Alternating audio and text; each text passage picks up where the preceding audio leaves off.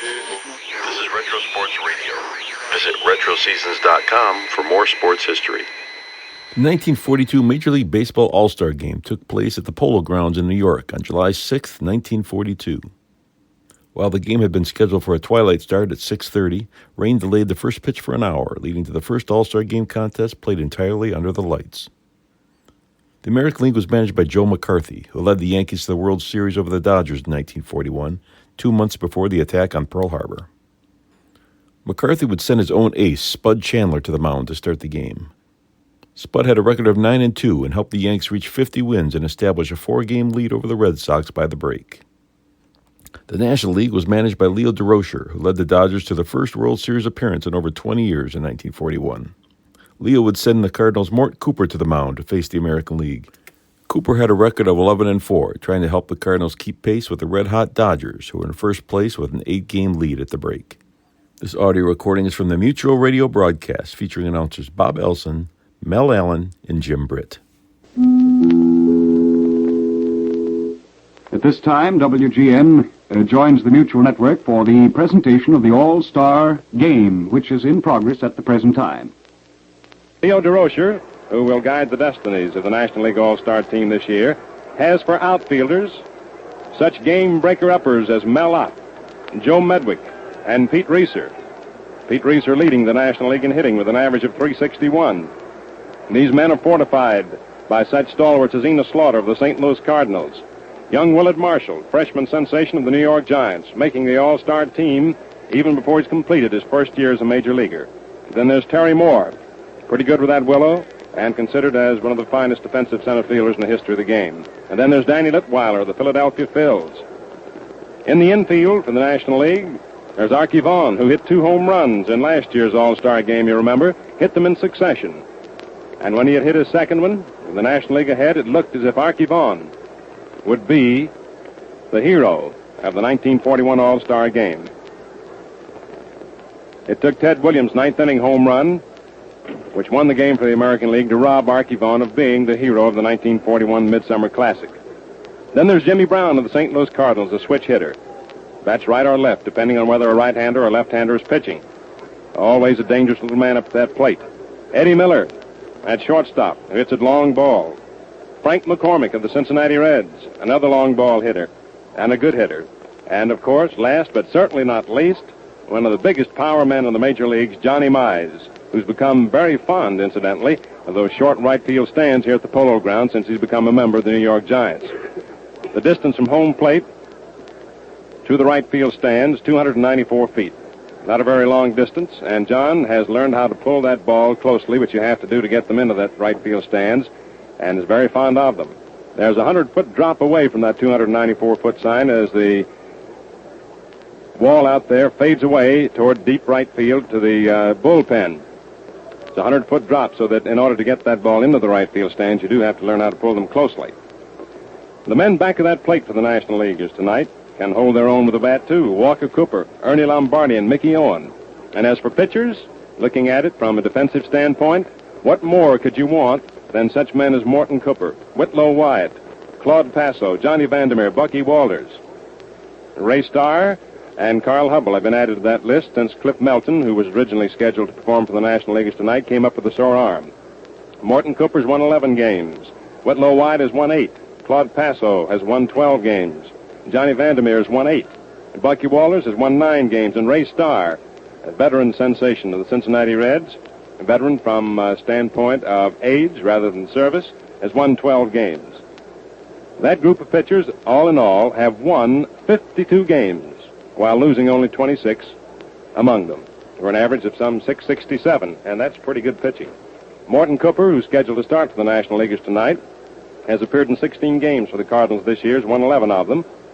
He pitched 134 2/3 innings, allowed 88 hits, walked 37 men, and struck out 71. And in his string of 11 wins, there have been 6 shutouts. So if he performs up to par this evening, it's going to be perhaps a little bit too bad for those sluggers in the American League lineup. Of course, that is strictly conjecture. It remains to be seen. Looking at the starting lineup for the National League, Jimmy Brown, who leads off and will play second base, is a switch hitter. And, of course, with a right-hander ready to go against them, Spud Chandler of the Yankees. Jimmy Brown will bat left-handed. Leo DeRocher, as a matter of fact, has, for his first 6 men in the lineup, all left-handed hitters, playing that percentage angle of a left-handed hitter against a right-handed pitcher. Brown, Vaughn, Reeser, Mize, Ott, all bat left-handed. The first 5 hitters, I should have said. Jimmy Brown has a batting average of .267 to bring into the ball game with him. Archie Vaughn hitting at .262. Pete Reeser will bring into the ball game an average of .361 on the season. And Johnny Mize has come up over the 300 mark, hitting at .301. Mel Ott hitting at .261. Joe Medwick, who follows, hitting at .344. Walker Cooper, who'll catch, hitting at .286. Eddie Miller batting at .270. And these boys are pretty good in the matter of home run production, too, to give you an idea on their slugging propensities. Jimmy Brown has had only 1 homer. Pete Reeser has 6. And Johnny Mize, the National League leader in that department, has 14. He'll be followed by Mel Ott, who has 12 home runs. And, of course, Mize and Ott are very, very accustomed to these stands here at the Polo Grounds, this being their home lot. Between them, they've hit 26 home runs this year. Joe Medwick has 3 home runs to his credit. Walker Cooper 4. Eddie Miller 4. So that the first 8 men in the lineup for the National League have accounted for 44 home runs between them this year. And the matter of runs batted in, to give you an idea of the hitting strength of this National League team, which in the past has been noted especially for their defensive propensities. Jimmy Brown has batted in 43 runs, Archie Vaughn 23, Pete Reeser 38, Johnny Mize has driven in 63 runs this year, leading the National League in that respect. Mel Ott has driven in 44, Joe Medwick has driven 55 runs across the plate, Walker Cooper 26, Eddie Miller 25. And so with the first 8 men in the lineup, they have accounted in runs batted in this year a total of 317. So all in all, you can see from what Jim Britt has told you and from my brief analysis of the National League lineup, the 2 teams tonight are pretty evenly matched. And one team cannot be said especially to have any advantage over the other one way or another insofar as pitching, defensive strength, or offensive strength is concerned. So what we shall see will be a game in which the cream of the crop in the major leagues, pretty evenly matched, will go to it in this 10th meeting of the National and American League All-Stars. All right, here's Bob Elson. Thank you very much, Mel. Well, friends, from what my 2 colleagues have told you, Jim Britt and Mel Allen, you can gather that this is going to be quite a ball game. We have 2 evenly matched squads here tonight, and it should really be a swell game. We're going to pause now for station identification. We're happy to say that our mutual stations from coast to coast have set aside their time, canceled programs with the cooperation of sponsors, so that the Mutual Broadcasting System could bring you an exclusive presentation of one of America's greatest classics, the All-Star Game. You're listening to the broadcast from the Polo Grounds in New York City. This is the Mutual Broadcasting System. WGN, the voice of the people, Chicago. Well, friends, here we are back at the Polo Grounds in New York City. One thing we wanted to tell you about was that the ball game tonight cannot run past 9:10 New York time. There's going to be a test blackout in New York tonight at 9:30, so the ball game will not run past 9:10. If because of any circumstances beyond the control of everyone there should be no ball game tonight, this ball game would be played here in New York tomorrow afternoon at 1:30, and the Cleveland game would be played in Cleveland on Wednesday night. In the event that something should prevent this broadcast tonight or this ball game tonight, it would be played here in New York tomorrow afternoon at 1:30, and then the Cleveland game would be set back just 1 day. In other words, we're anticipating a game in Cleveland tomorrow night at 9 o'clock, and don't forget that your Mutual station will bring you that great game, and boy, that should be a classic. From that huge bowl at big Municipal Stadium in Cleveland, your Mutual station will bring you the story of that game tomorrow night at 8:45. Now, I know that someplace across the country there might be some of you fans who are tuning into our Mutual broadcast late. The game has not started as yet. There's been a delay of a bit here, and I'm going to run down the batting order and line up again slowly for you. Some of you are perhaps keeping a scorecard on this ball game, and so we'll give it to you slowly in their teams. So those of you who want to keep an actual card, an actual rundown of the ball game, will have plenty of time to get it in. Let's take the home team first, the National League team. Jimmy Brown of St. Louis, second base. Archie Vaughn of Brooklyn, third. Petey Reeser of the Dodgers in center field. Johnny Mize of the Giants at first base. Mel Ott, the manager of the Giants, will start in right field.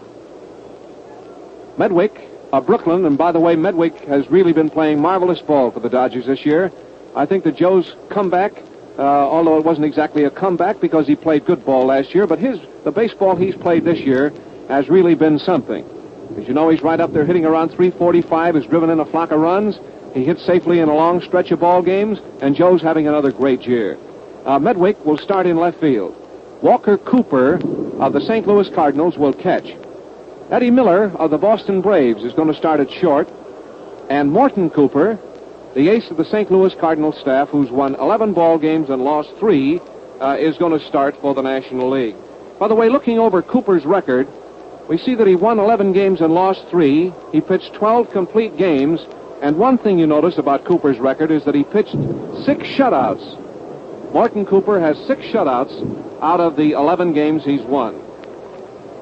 Now turn around on your scorecard, and here is the American League starting lineup. Lou Boudreau of Cleveland, the manager of the Indians, will start at shortstop. Boudreau at short. Tommy Henrich of the Yankees will start in right field. Henrich, Henrich, Henrich, right field. Williams of Boston, left field. Joe DiMaggio of the Yankees in center field. As I told you before, little Dominic of the Boston Red Sox is laid up with a bum back, and he's in uniform but will not play in the ball game. So Joe DiMaggio will bat fourth and play center field. Then Rudy York of Detroit will bat fifth and play first base. Gordon of the Yankees, second base. Kenny Keltner of Cleveland, third base. Bertie Tebbets of Detroit, that's Tebbets, Tebbets, will catch. And Spud Chandler of the New York Yankees, a right-hander who's won 9 ball games and lost 2, is going to pitch for New York. There were 3 late switches in the rosters today. As you know, Paul Derringer was laid up and could not take part in the ball game. And we also had another late withdrawal from the ball game, and that was Melton of the Giants, their outstanding left-hander who had a sore arm and couldn't come into the ball game. And so there were 2 other pitchers nominated, and they are Carl Hubbell of the Giants, who's down here in uniform for the National League, and also Starr, the great right-hander of the Cincinnati Reds. He was also nominated in place of Paul Derringer. The other nomination concerned the American League squad, and that was that Bill Dickey dropped out of the lineup, and Wagner of the Phillies stepped into his spot. Wagner, as you know, is a catcher, a left-handed batter, and a very good hitter, and he stepped into Bill Dickey's spot. Bill has been ailing for a couple of weeks, hasn't been in the Yankee lineup, I don't think at all, until the Boston series, and he's not well enough to get into the ball game, and Wagner has taken his spot. The umpires, when the ball game gets underway, will be Ballanfant, Ballanfant of the National League, back at the plate. This is the National League game. The National League is the home team. At second base will be Barlick, Barlick of the National League. At first base will be Stewart of the American League. And at third base will be McGowan of the American League. Now there you have the pitchers. There you have the umpires. There you have the starting lineups and the squads. Al Shack, by the way, is just walking back from center field. He's coming out here toward the infield, and the crowd's giving him a hand. While we have time, let me tell you something about this Polo Grounds layout. It's a complete double-decked affair. Our Mutual Broadcasting booth is in a swell spot here, right back at the home plate, where we can see those balls break in over the plate. It's in a great spot to see the ball game. And there's a complete double deck all the way around the park. This has often been referred to as the left-hand hitter's paradise because it's just a short poke down that right field line. As I look down that line right now, I can see the markers around 290 feet, which isn't very far for a good left-handed pull hitter. It's a little bit farther, however, down the left field line. It's a poke of something like 330 feet, and from there on out into left center field, to deep center field, to right center field, it is a real wallop. In fact, it's one of the longest drives to the center field fence of any ballpark in the majors. It's something from here to the center field wall is something like 483 feet, and that is really a wallop. 483 feet to the center field wall, so you can tell what a poke that is. The only spot where the hitters get a break in this park at all, I really think, are down this right field line. Of course, that is the left-hand hitters, those pull hitters, who can pull that ball into those stands, which are only 290 feet distant here from the home plate in the ground. There's been an unavoidable delay here in the start of the ball game. It hasn't gotten underway as yet. Right below me here is the American League squad. I might tell you, too, that all the American League players are wearing their home team uniform. The American League teams are the visiting teams, so the American League players are wearing their road uniforms. And right below us here, below our mutual booth, a little bit to our left, is the Yankee team, or is the American League team. Joe McCarthy, who just recovered from an unfortunate illness, is back. I talked to him today. He looks in good shape. He said, Bob, we have a great squad this year, and I think we're going to beat the National League again. Joe is all set, right in the pink for this ball game. I also had a chat around noon with the fine manager of the National League squad, Leo DeRocher, who's done such a splendid job with the Brooklyn Dodgers. And he said to me, Bob, we've got the best National League team that we've had in years. This year we not only have National League pitching, but we're going to show those guys some hitting, too. And as you can see from the figures that Mel Allen has given you on the National League, the National League team this year does carry a lot of power, and anything is apt to happen in this ball game when it finally gets underway. Friends, there is going to be a delay. Circumstances beyond our control are going to delay the start of this ball game. And so we're going to leave you here, take leave of you now for just a little while. Stand by, however. We'll be standing by in our mutual broadcasting booth here in New York, ready to bring you this ball game, the All-Star game, play-by-play, just as soon as the ball game starts. So just stay right with your mutual station, and just as soon as the All-Star game gets underway, we'll bring it to you. And so for just a while at least, this is Bob Elson saying goodbye to you from the Polo Grounds in New York City and returning you to our New York studios. Our program service will continue in just a moment. This is the Mutual Broadcasting System. This is WGN, the voice of the people, Chicago. Stay tuned to WGN for the broadcast of the All-Star game between the American and National Leagues, which will begin shortly from New York City. We rejoin the Mutual Network. How do you do, baseball fans across the country? This is Bob Elson talking to you again from the Polo Grounds in New York City, and we're all set now for Mutual's exclusive coverage of the 10th Annual All-Star Game. You hear that announcement through your radio? That's the public address announcer here in the Polo Grounds in New York City, calling the official batting order and lineups around here to the people in the stands. He just completed it, and now I'll give you the rundown again for those of you who might be tuning in late.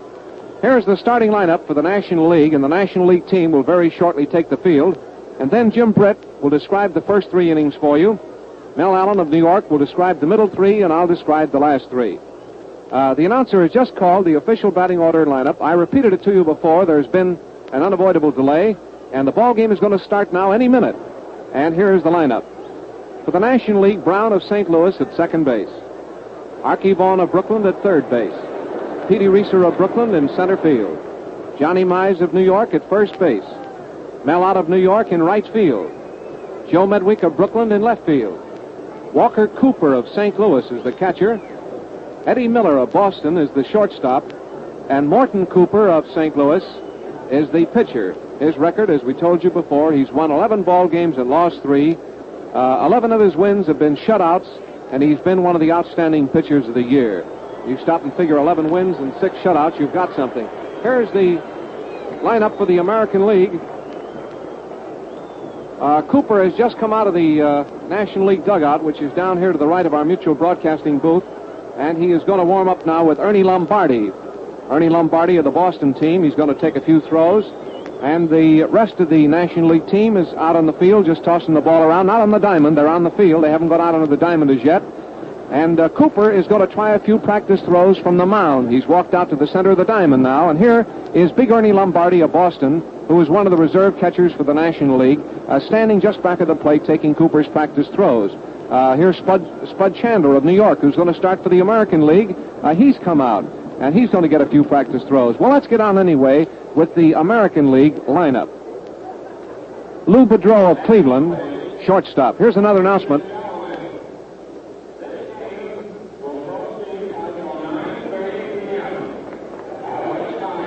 Officials contacted Mayor LaGuardia, who gave permission to carry this ball game until 9:30. As you know, if you were listening to the broadcast earlier, there is a practice blackout here in New York tonight at 9:30. they had established a time as a deadline time on the game at 9:10. In the event of a tie at that time, the ball game was to have been played tomorrow. But because of an unavoidable delay, the baseball time has been allowed to run until 9:30. So the ball game will run until 9:30. Now, let's get on, shall we, with that American League team. Lou Boudreau of Cleveland is going to play shortstop, and Lou's really been having a grand year. Spud Chandler is also out there getting in his practice throws. He's standing in one side of the pitcher's mound, and Walker Cooper of St. Louis, or Mort Cooper's on the other side, and both pitchers are warming up from the center of the diamond. The teams are not on the field. The players of both teams are along the playing field on the side of the foul line side, here to our left and to our right. Lou Boudreau of Cleveland, I think, is having one of the greatest years of his career. Not only has he done a splendid job with that Cleveland ball club, he's really revitalized that club. He's had them playing great ball. He has the respect of his players, and he has been playing the best ball of his career. I talked to him in Chicago when the Indians played a series there with the Sox last week, and Lou played wonderful ball. And talking to some of the players on the Cleveland Ball Club, I know that his year so far at Cleveland has been a howling success, even though Cleveland's not in first place. So Boudreau will start at short. Tommy Henrich, the dependable right fielder of the New York Yankees, is going to be in right field tonight. The alternate was Dominic DiMaggio, who they had intended starting. But in yesterday's doubleheader, the Boston doubleheader, Dominic hurt his back. And although he's in uniform here tonight, he is not going to start in the ball game. In left field will be Teddy Williams. Yesterday in Chicago, I talked to Eldon Auker, who's won 10 ball games this year for St. Louis, about great hitters. Auker told me that in his judgment, and he's pitched in baseball many a year, Williams will go down in history as one of the 5 greatest hitters that ever lived. I asked him what was it that made Williams such a great hitter. And he said, Bob, the thing that makes Williams the great hitter that he is the fact that he can hit these kind of specialty pitches like knuckleballs, sliders, and sinkers and all that sort of thing right when they're in their motion. In other words, when a knuckleball comes in and starts its particular motion, Williams can hit that ball right when it's in that particular motion that makes the knuckler famous, and he can drive that kind of a ball out of the ballpark. So those specialty pitches not only don't fool him, but he can time them, and he can hit those specialty pitches, and not only hit them, but he can drive them out of the park. And Auker told me, and he's a pretty good pitcher and a pretty good judge of hitters, that he thought that Williams would go down in history as one of the greatest hitters that ever lived. Now, in center field is Dominic DiMaggio. The great DiMaggio, the famous Yankee Clipper, has gotten off to a rather slow start this year. But he's been coming along. His throwing hasn't been, for one thing, as good this year as it has been in previous years, nor has his hitting been as good. Seeing Joe DiMaggio batting around 270 doesn't look like Joe, because you'd expect to see him up around 350. But Joe just hasn't been able to get going at his regular clip. Of course, Yankee fans and the Yankee bosses figure that Joe will get going. He's been in a slump before. But anyway, he's one of the greatest ball players in the game, and he'll be in center field. At first base will be the big powerhouse of the Detroit Tigers, Rudy York. No, he's not exactly the outstanding fielding first baseman in the American League, but he can knock him down, he can get in front of him, and what is more, he can really powder that baseball. Yes, sir, that big boy can really sock that ball, and his big bat will come in handy in that American League lineup tonight. Now at second base is one of the greatest ball players in the game, Joe Gordon. If there's anything that a great second baseman should do that this fella cannot do, I don't know what it is. I was talking to one of the greatest men in baseball, Connie Mack, last year. Mr. Mack told me that he thought that Gordon was one of the greatest second basemen he'd ever seen, and that was enough for me. At third base will be Kenny Keltner, the outstanding third baseman of the Cleveland Indians. The catcher is going to be Bertie Tebbets. Here's an announcement. It's about the test blackout.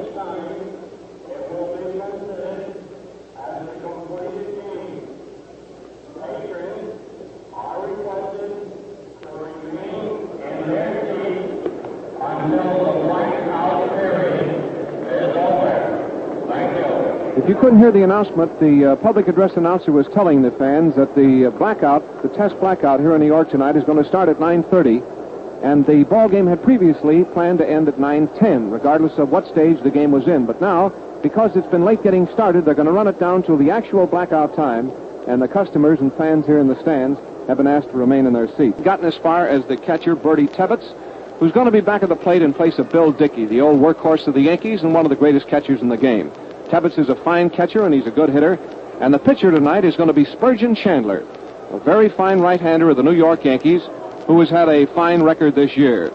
The pitchers in the American League are Chandler, Bonham, Ruffing, Benton, Newhouser, Hewson, Bagby, Hudson, and Eddie Smith.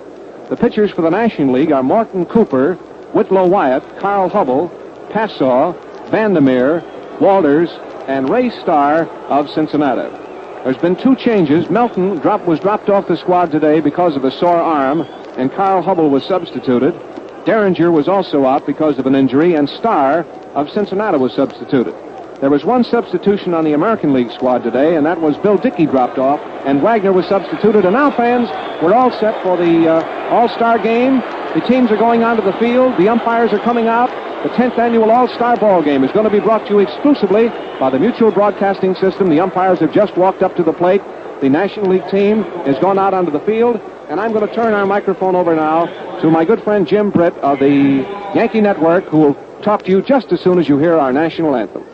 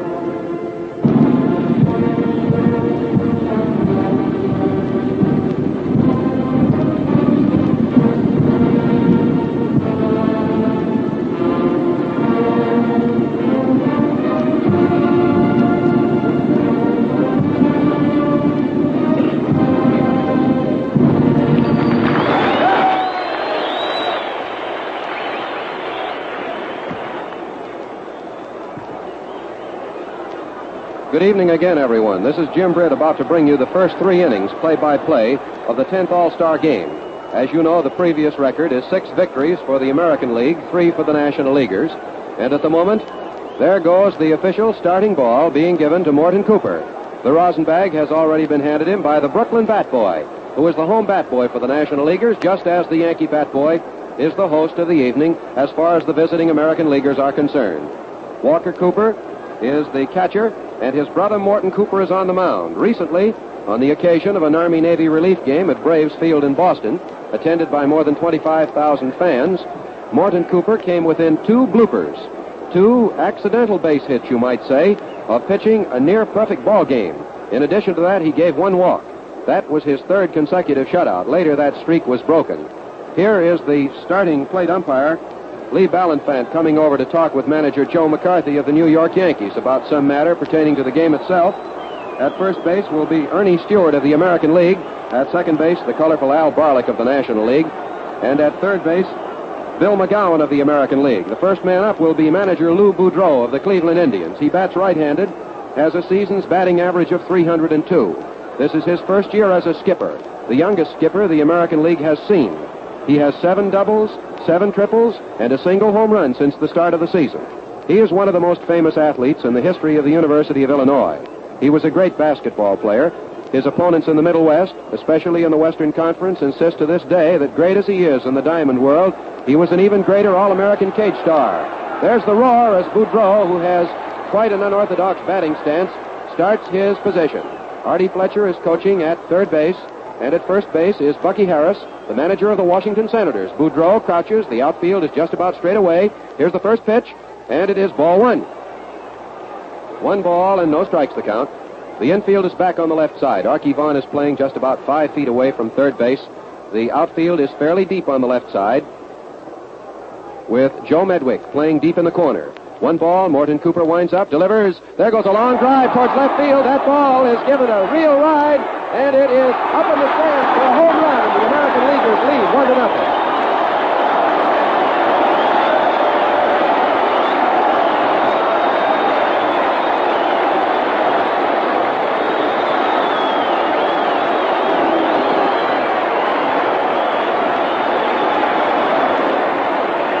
That was the first home run ever hit by Lou Boudreau in an All-Star game.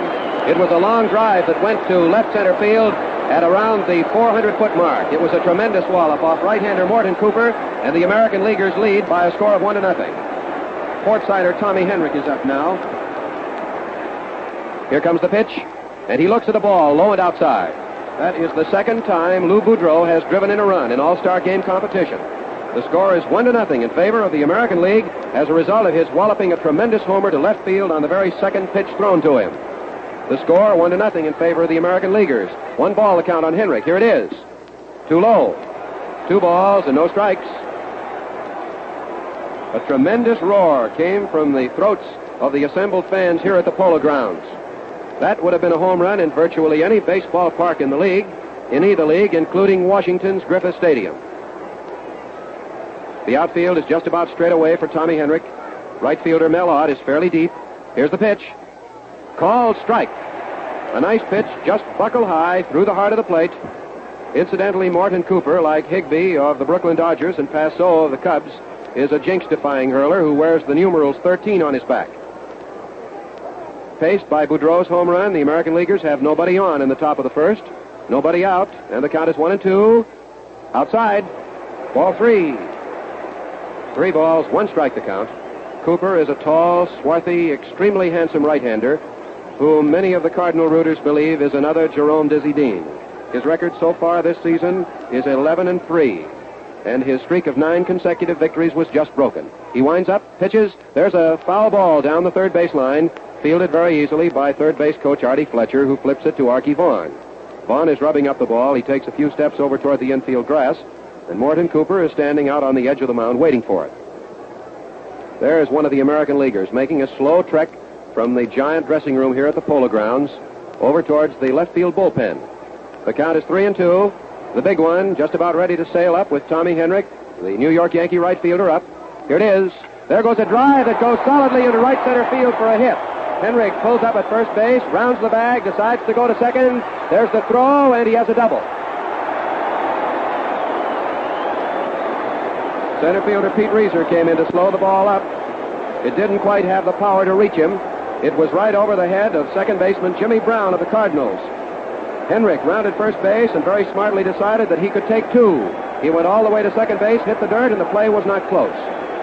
That is Henrik's 18th double of the year, by the way, but it doesn't count as far as his .287 batting mark is concerned. Thumping Theodore Williams of the Red Sox is up. That was Henrik's second RBI. Strike 1 called. Williams looked at the first one, which Mort Cooper threw just about chest high, right over the heart of the plate. Williams has a batting average of .348, 18 home runs so far this year, 80 runs driven in. He spread eagles both the major leagues in the power department. The American Leaguers lead 1-0. Henrik on second. Here's the pitch. High and outside, 1-1. Bucky Walters is warming up for the National Leaguers out in the right field bullpen. Mort Cooper has already faced 2 men. Boudreau hit a tremendous home run drive into the left field stands at the 400-foot mark, and Henrik doubled to right center. He hit the dirt with a nice slide going in. 1-1 the count on Williams. Henrik leads off. Here it is. There goes a long drive to left center field. Medwick is going deep for it, waiting, and he takes it. There goes Henrik tagging up. He draws a throw to third base, which is good, and he goes back to second. Williams hit a long fly ball to left center. It was taken by Medwick. And here is Joe DiMaggio.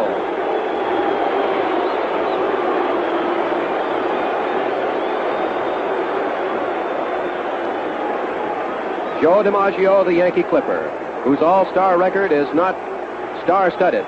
He has a batting average of .268. Many observers believe that this is the night he is destined to break out into full all-stardom.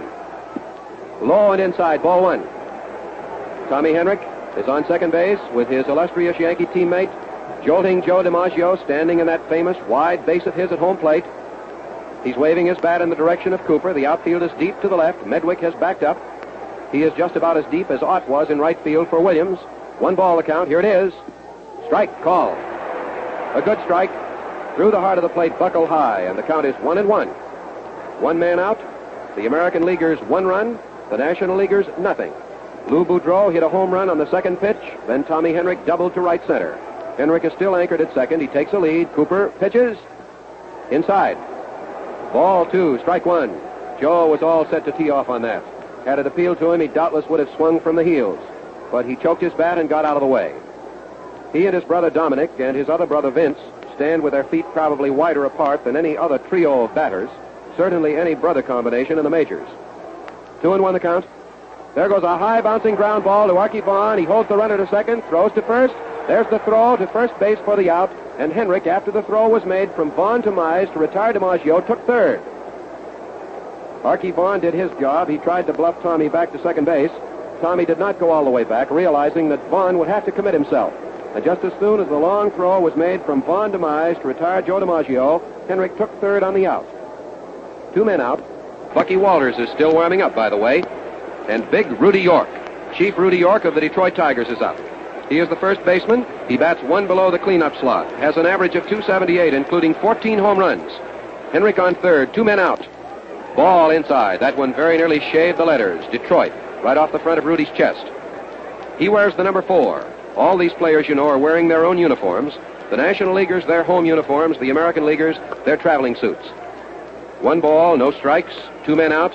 Henrik stands in foul territory, just a little off third. Here's the pitch. A swing and a miss. 1-1. Rudy swung from the heels on a handle curveball that came through fast. The infield is back on the left side. Eddie Miller, who has played in 39 errorless games going into this one tonight, which will not count against his National League fielding record, is a deep shortstop. The outfield to the left. There's a drive that goes towards right field. A long drive, and that ball is going in for another home run to make it 3-0.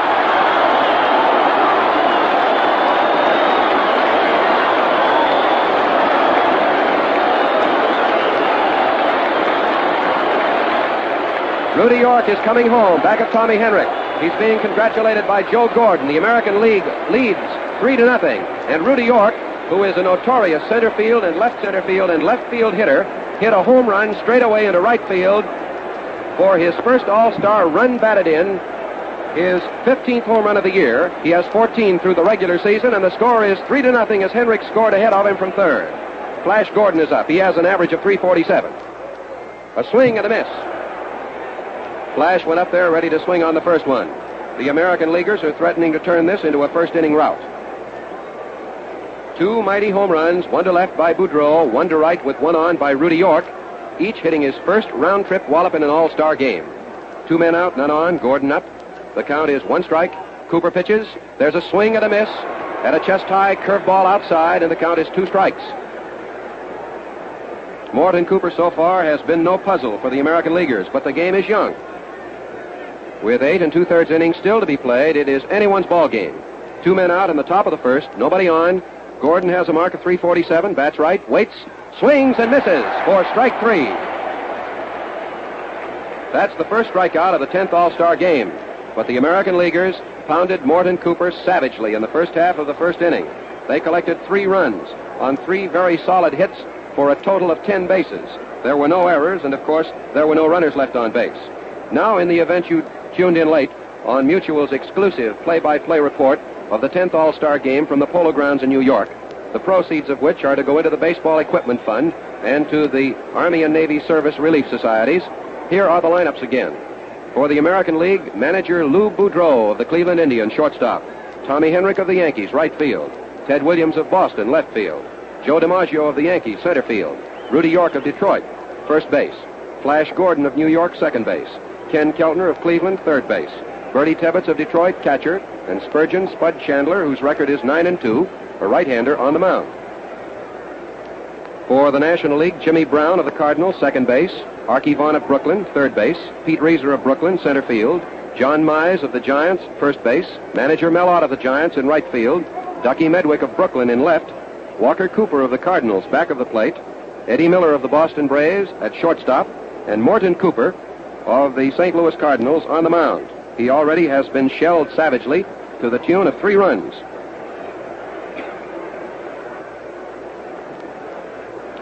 The score is 3-0 in favor of the American Leaguers. Here comes Jimmy Brown, who is a switch batter. He will bat left-handed. With Spud Chandler on the mound, he has a batting average of .263, including 1 home run and 14 doubles. Here's the pitch. That ball hit him right in the small of the back, and he takes first.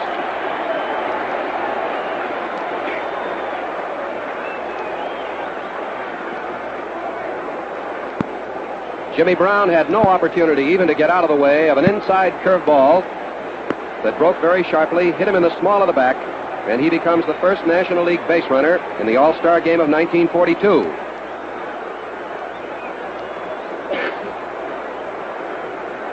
Archie Vaughan is up. Archie has a batting average of .270. He bats left-handed. One on, nobody out. Chandler pitches. Inside, ball one. Bill McKechnie is coaching at third base for the National Leaguers. Frankie Frisch of the Pittsburgh Pirates is coaching at first. One ball, no strikes. Here's the pitch. There's a ground ball that is hit to second baseman Gordon. Gordon to Boudreau. One out. Boudreau to York. Double play.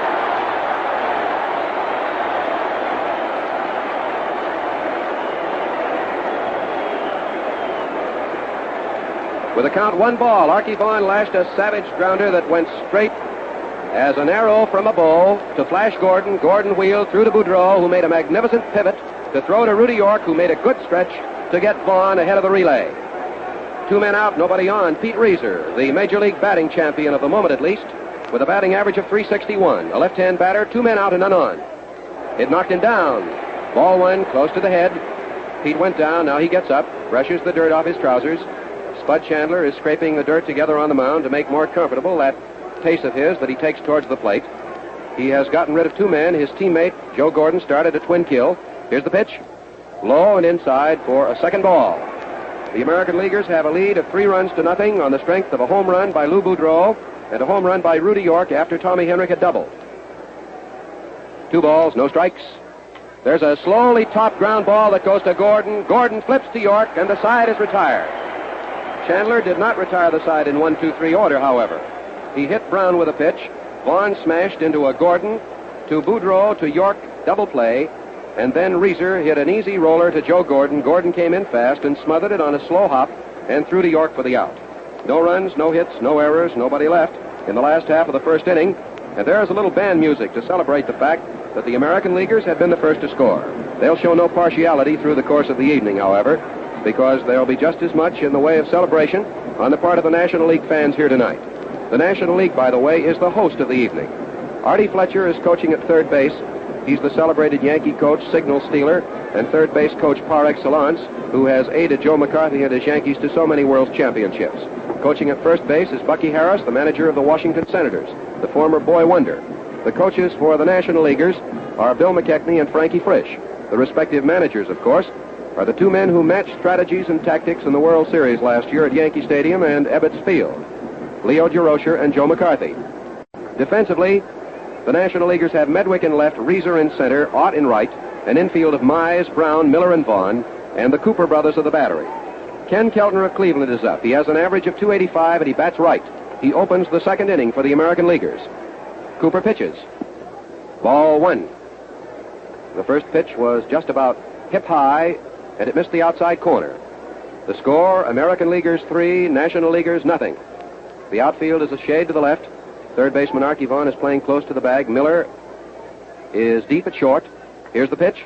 There's a ground ball, slowly topped towards Miller, who charges it, makes a quick throw to first baseman John Mize for the out. That was an easy chance, and the Boston Brave shortstop, who has gone through 39 errorless games and has come within 25 or 30 chances of Leo Durocher's all-time National League defensive record, made an easy play. One man out, and here is Bertie Tebbetts, the catcher of the Detroit Tigers. He has a batting average of .244. He has 9 doubles so far this year. He is a straightaway hitter. They play him slightly to the left. A crossfire pitch is wide. Ball one. One man out in the first half of the second inning. The outfield slightly to the left. Miller playing back on the grass. Jimmy Brown, too, on the right side of second base is deep. And the third baseman and first baseman are playing fairly close. Right fielder Mel Ott is not deep. Cooper winds up. Delivers. Strike called. A sidearm fastball. The crowd likes the colorful way that Ballantyne has been calling them, because his voice has penetrated to every nook and cranny of the historic Polo Grounds. 1-1 the count, one man out, nobody on. The American League at bat in the first of the second with a 3-0 lead over their National League brethren. Here it is. A swing and a miss. And Tebbetts very nearly lost his balance and sat right down into the dirt. 1-2. If there is any one mark of distinction that Bertie wears more than any other, it is his aggressiveness. He is reminiscent of the great Mickey Cochran. He is a fire eater, and he fights for what he believes to be the right. 1-2, one man out. The pitch, swing and a miss, strike 3. That is Cooper's second strikeout. He got Gordon to end the first half of the first inning. And here's Spud Chandler, the Yankee pitcher, coming up. He worked as recently as last Friday night when he defeated the Boston Red Sox in the opening tilt of that crucial 3-game series at Fenway Park. The first 5 hits were doubles, 2 of them by Williams and 2 by Dorr, but thereafter he settled down to coast in with a 5-3 lead. The fact that the Yankees took 2 out of 3 from Boston in that series enabled them to stretch their American League lead to 4 games. Spud has a batting average of 147. 2 men out and none on. A half swing. Called a ball when the pitch is wide. 1 ball, no strikes. Spud has a season's pitching record of 9-2. He and his teammate Hank Baroe of the Yankees are tops in the American League, just as Larry French is in the National League. Cooper pitches. Ball 2. That pitch was low and outside. Spud steps out of the batter's box. As pitchers hit, he's capable of pulling it a long way.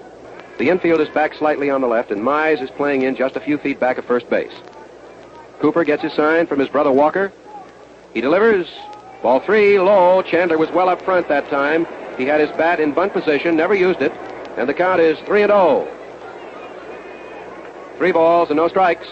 The American Leaguers are trying to make it 7 out of 10 in this All-Star Classic tonight.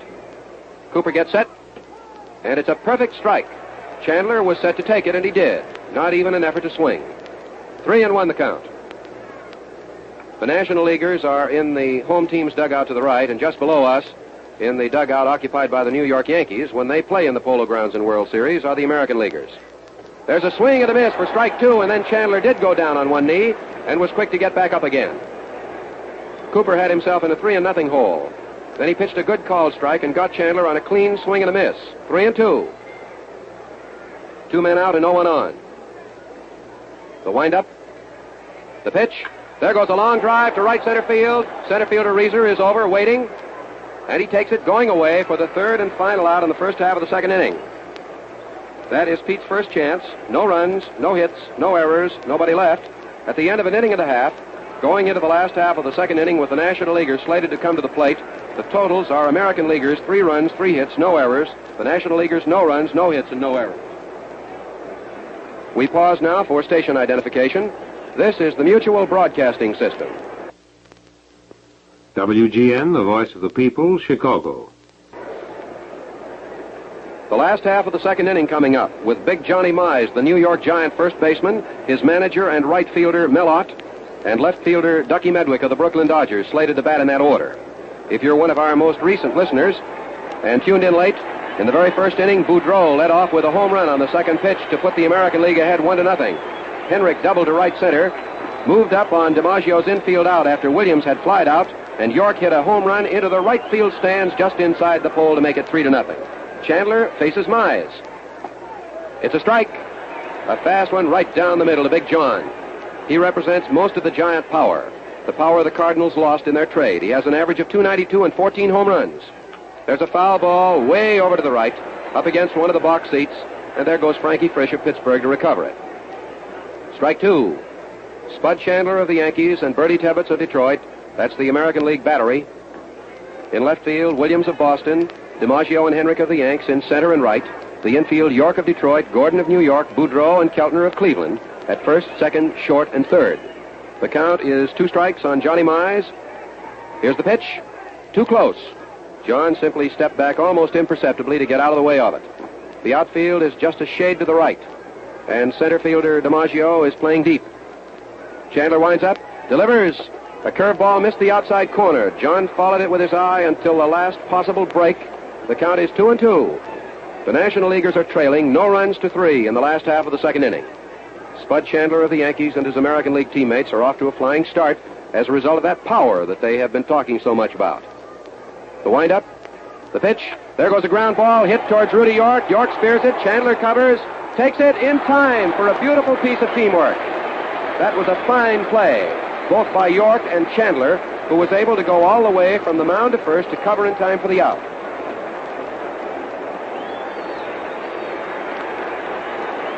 Mellott is up, and this, of course, is the Polo Grounds in the shadow of Coogan's Bluff, And Little Mel is one of the most beloved baseball players John McGraw ever had. He succeeded to the mantle of the famous Little Napoleon. He bats left-handed, has a batting average of .269, which is well below par for him. He has 12 home runs, however, and 10 doubles this year. 1 out, none on. Strike called. Chandler threw a fairly slow curveball over the outside. It had a nice break, just about waist high. 1 strike, 1 man out, nobody on. The American League ahead, 3-0. There goes a high foul ball, and it's going out of the field of play, up on top of the press coop, and then it rolled down over the top. The count is strike 2. That play made by Rudy York on Mize was great, but it would not have been possible had it not been for the quick reflex action of Spud Chandler, who went very quickly from the mound to first base to cover, a distance of about 65 feet. 2 strikes, 1 man out, nobody on. The National Leaguers are striving desperately to get those 3 runs back. Chandler so far has been effective, and he has had fine support. The outfield is straight away. Here's the pitch. Outside and high. 1 ball, 2 strikes. When Little Mel first reported to John McGraw down in the Louisiana training camp of the New York Giants, you may recall he was a catcher. But after 1 or 2 days back of the mound, back of the plate, McGraw decided to make him a fielder. Here's the pitch. Outside. Ball 2, 2-2. Mel still has that characteristic of his batting stance. He cocks that right foot well up into the air and lets go with it just as he swings with that lethal left-handed power of his. 2-2, 1 man out. Nobody on for the National Leaguers in the last half of the second. Spud Chandler gets his sign from Bertie Tebbets. He takes a deep windup. Pitches inside. That one very nearly hit Mel. 3-2. He had to spin back out of the way of it. Plate umpire Lee Ballanfant goes through his whisk room act. Now he puts the brush back into his pocket. He is trying to tell somebody in the dugout that last was a foul ball and the count should be 2-2. That's right. I assumed that the ball nearly hit Mel, but it ticked his bat on the way by. Here's the pitch. Strike 3, and he is called out. He stands there as if he does not believe it. It's a called 3rd strike. A curveball that broke just about chest high. Apparently it caught the inside corner, and Mel stood there incredulously, finally went back to the dugout and made way for Ducky Medwick of Brooklyn. That is the first strikeout for Spud Chandler, and he crossed up Mel out with a superb curveball. 2 men out, Medwick up with a batting average of .344. He's runner-up to Reeser in the National League batting department. Here's the pitch. There's a ground ball hit to Rudy York. York takes it. There goes Chandler to cover quickly. He steps on the bag. Medwick is out. And that is a 1-2-3 inning. In 2 frames, Spud Chandler of the New York Yankees has faced only 6 of his National League brethren. Oddly enough, out of the 3 plays that have not involved a double play on the part of the American League defense, it has been York to Chandler twice, with Mize and Medwick being the victims. In 2 innings, the National Leaguers have no runs, no hits, no errors, nobody left. They have had only 1 base runner, and he was short-lived. Jimmy Brown was hit by a pitch in the first inning, but Vaughn whacked into a Gordon to Boudreau to York double play. Mort Cooper is going to pitch in the first half of the 3rd inning as well. And again, he will face Lou Boudreau. That home run of Lou's must have climaxed a boyhood dream, because what red-blooded American youngster doesn't have some childlike vision that one day he will step up to the plate in an all-star game or a World Series Classic and boom one of the enemy pitches far away into the bleachers for 4 bases. It was the first run Lou had driven in an all-star game. It was also his first home run. Rudy York's first home run was a freak as far as Rudy is concerned, because he hit it as a left-hander might, just down the right field line, a well-timed blow that went into the stands. Boudreau has 1 hit for a total of 4 bases. Mort Cooper pitches. There goes a high fly ball to straight center field. Reeser is coming in fast. Second baseman Brown going out. Reeser takes it for the out. 1 man out, nobody on. Tommy Henrik comes up. Henrik got 2 bases on a ball that stopped rolling when it got out into short right center field. Both Reeser and Ott had to converge on it. Tommy collected his 18th double of the year, but 17 of them count in regulation American League games. 1 out and none on. He bats left. There goes a high pop-up. Jimmy Brown is running in to the right side of second base. He follows it, and he takes it for the second out. Mort Cooper has really buckled down. He has now retired 6 consecutive American League batters after that savage 3-run explosion in the top of the first. 2 men out and Ted Williams up. Ted lifted a high fly ball to left fielder Joe Medwick about 360 feet out his first time up, with Henrik on second base. Henrik was stranded, moved to third, and then scored on York's homer. Ted gets set. Here it is. Strike called. That pitch was right through the heart of the plate. It split that 17-inch platter just below the buckle, and the count is strike 1. 2 men out. Ted has 18 home runs, 13 doubles, 4 triples this year, and has driven in 80 runs. 2 men out and none on. Here's the pitch. There goes a drive safely into right field for a solid base hit, and the kid pulls up at first with a single. Hit number 4 for the American League. Joe DiMaggio comes up. Joe grounded out in the first inning to third baseman Archie Vaughan of the National Leaguers. The fact that a few boos greet him as he goes to the plate is really a tribute to his popularity, because no player has ever really achieved greatness until some of the boys sit back and give him the old Bronx cheer. It's music to the ears of most of them. 2 men out, Williams on first. DiMaggio, a right-hand batter, the outfield deep to the left. There's a high pop-up to the right. Back of the plate comes Walker Cooper waiting for it, and he takes it for the third out in the top of the third inning. A high foul fly on the first pitch with Williams breaking for second. No runs, 1 hit, no errors, 1 runner left. In the event you tuned in late, the American League's 3 runs came right off the reel. They exploded like gunpowder. Lou Boudreau took a ball. Then the next pitch was in there, and he promptly lost it in the left field stands at around the 400 mark. It was a tremendous wallop, and he put every ounce of his right-handed power behind it to drive in his first All-Star game run and send the American Leaguers away to a flying 1-0 start. Then Tommy Henrik doubled to right center. He held second as Medwick took Ted Williams' long fly ball in left center field. Henrik moved to third as Archie Vaughan threw out Joe DiMaggio, and Rudy York pulled a long right-handed home run just inside the right field stands, the spot into which Mel Ott normally deposits those long round trippers of his. Willard Marshall is going to bat for Cooper, Mort Cooper. The first man up in the last half of the third inning will be Walker Cooper. His brother will not come to the plate. It will be Walker Cooper, Eddie Miller, and Will Marshall of the New York Giants. He is the sensational rookie outfielder of this year, whom the Giants purchased from one of the Southern clubs on a look basis. There's the long throw from catcher Bertie Tebbetts down to second baseman Flash Gordon of the Yankees. Third baseman Ken Keltner is waiting for Spud Chandler to look up before he returns the pitch to him. In 2 innings, Spud has faced 6 men. He hit Brown in the back in the first inning to give the National Leaguers their only base runner. Now, with a more or less decisive 3-0 lead, he faces Walker Cooper, whose season's average is .284. Walker bats right. Foul tip into the dirt, out of the reach of Bertie Tebbetts. Walker has 4 home runs so far this year, 8 doubles and 2 triples.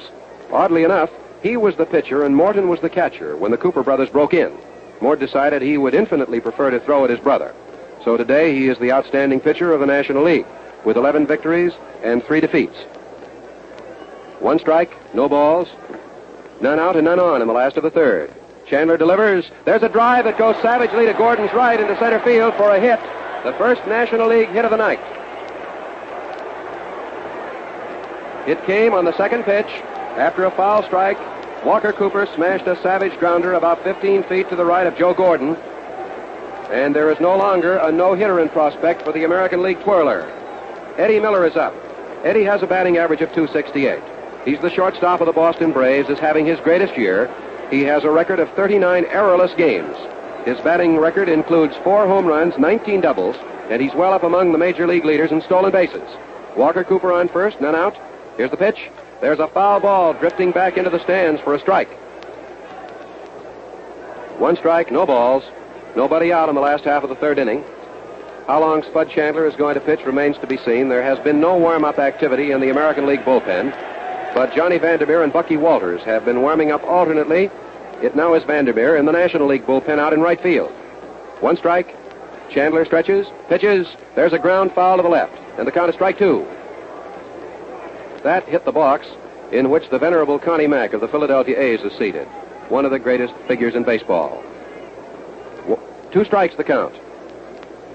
Back of home plate crouches Bertie Tebbetts of Detroit. The infield is slightly to the left. It's set up in a possible double play formation. And Spud Chandler is undoubtedly trying to keep the ball low on Eddie Miller to make him hit it into the dirt. Here's the pitch. Strike three. Miller went after a chest-high curveball, missed it cleanly, and then he asked the plate umpire, Lee Ballanfant, to check it and look it over. And Ballanfant is going to throw it out. That is Chandler's second strikeout. And here is Willard Marshall of the New York Giants. He is one of the New York Giant outfielders. He has a batting average so far this season of 251. Miller was the first out in the last half of the third inning. He went down swinging. Walker Cooper is on first, and left-handed Will Marshall is batting for Mort Cooper, the St. Louis Cardinal pitcher who started for the National Leaguers. The American Leaguers lead 3-0. Here's the pitch by Chandler, low and outside for a ball. Here is another first, by the way. Walker Cooper got the first National League hit. Willard Marshall is the first pinch hitter of the evening. Chandler stretches, pitches. A slow ball is topped to the right of the mound. Chandler picks it up, throws to Boudreau for a force out at second. The relay to first is not in time. It's a fielder's choice. Marshall grounded one right back to Chandler, who quickly went to his left to break it down. He wheeled and threw to shortstop Lou Boudreau to force Walker Cooper, but Marshall reached first base on the fielder's choice. Boudreau was unable to get out of the way of Walker Cooper, who came in spikes flying in an effort to make his relay in time for the twin kill. 2 men out. Will Marshall of the Giants is on first base, and Jimmy Brown, the St. Louis Cardinal third baseman, and the second baseman in the All-Star Classic tonight, is up. He was hit by a pitch in the first inning. He bats left-handed. In the dirt, ball one. Jimmy bats both left and right. But the fact that Spud Chandler throws from the right side makes Jimmy turn around on the left side. He is a switch hitter.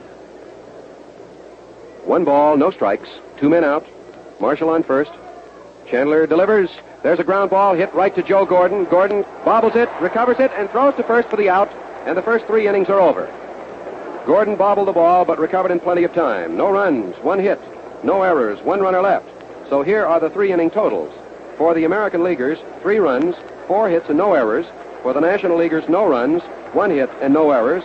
And now for the play-by-play report of the next 3 innings. Here is Nell Allen of WOR, New York. Hello, everybody. We're going to have a new pitcher for the National Leaguers as we get ready to go into the 4th inning of this 10th annual All-Star game, and it's going to be Johnny Vandermeer. Mort Cooper, who started for the National Leaguers, worked the first 3 innings, allowed 4 hits, issued no passes, struck out 1 man, and allowed 3 runs, all of which came in the first inning when manager Lou Boudreau of the Cleveland Indians led off with a home run. Tommy Henrich followed with a double, and then after Cooper had retired Williams and DiMaggio, Rudy York hit a home run into the right field stand, scoring Henrich ahead of him to give the American Leaguers their 3 runs and their current 3-0 lead as we prepare to go into the first half of the 4th inning. And Johnny Vandermeer has appeared in 15 games so far this season for the Cincinnati Reds. He's won 8 and lost 6. He has pitched 121 and 1/3 innings, during which time he has allowed 90 hits, walked 46 men, struck out 75. This is not Vandermeer's first appearance in an All-Star game. Here's the announcement.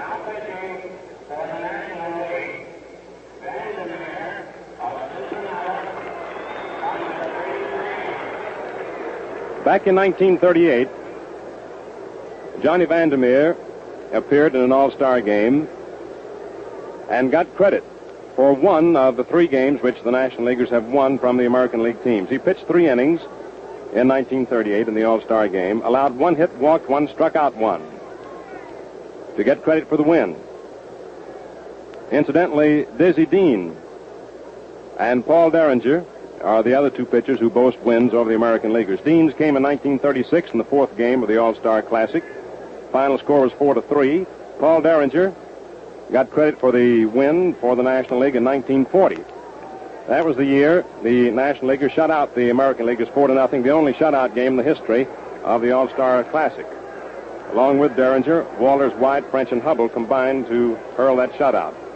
Rudy York leads off for the American League as we go into the first half of the 4th inning, with the American Leaguers leading 3-0. York hit a home run in the first inning with Tommy Henrich aboard. Bats right-handed. Vandermeer into the windup. In comes the pitch. York takes a very high one way over the head of Mort Cooper. Had there been anyone on, it would have been a wild pitch.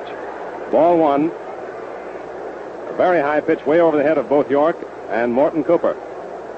Vandermeer goes to the Rosenbag, get a better grip on that ball. Outfield plays York, just a bit toward left and center and left, straightaway and right. Vandermeer ready, into his windup. In comes the pitch to York. He takes a high one for ball two. 2-0 to count on York. On deck is Joe Gordon, then will come Kenny Keltner. Vandermeer looks in to get the sign from Mort Cooper. Art Fletcher is coaching at third base. Bucky Harris, manager of the Washington Senators, coaching at first. Vandermeer ready with a 2-0 pitch to York. York swings, he misses. Strike one. 2-1 to count on Rudy. The National League infield, Vaughn at third, Miller at short, Brown at second, Mize on first. In the outfield, Medwick in left, Reeser in center, Ott in right. 2 balls, 1 strike on Rudy York, leading off for the American League, first half of the fourth inning. Vandermeer throws. York takes another one high, very high for ball 3. We have a 3-1 count on the Detroit Tigers first baseman. He turns around and looks at Walker Cooper, and umpire Lee Ballantyne working back to the plate and sort of smiles at them. Vandermeer adjusts his cap, stands up on the hill, looks in now to get the sign from Walker Cooper. Taking his time. Eyes all set for the 3-1 pitch. York digs in, cocks that bat up over his right shoulder. Here it is. He takes it, and it's in there for called strike 2. So we have a full count on Rudy York. 3-2. 3-0 the score, favor of the American League. First half of the fourth inning. Outfield back very deep for York. Archie Vaughn playing a deep third, close to the third base line. Mize a deep first, guarding the first base line. Here's the payoff pitch to York. Rudy swings, he misses. Strike 3.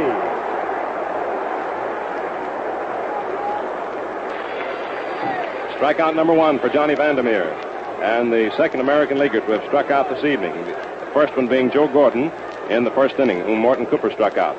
And here's Joe Gordon stepping in. Has a batting average on the season of .347. Bats right-handed.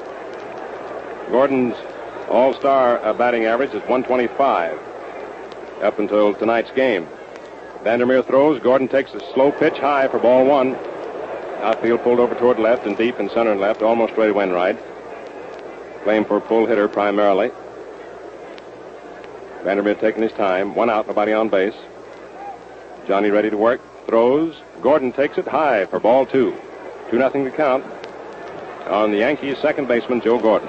Joe steps out of the batter's box for a moment to get himself a little dirt in his hands.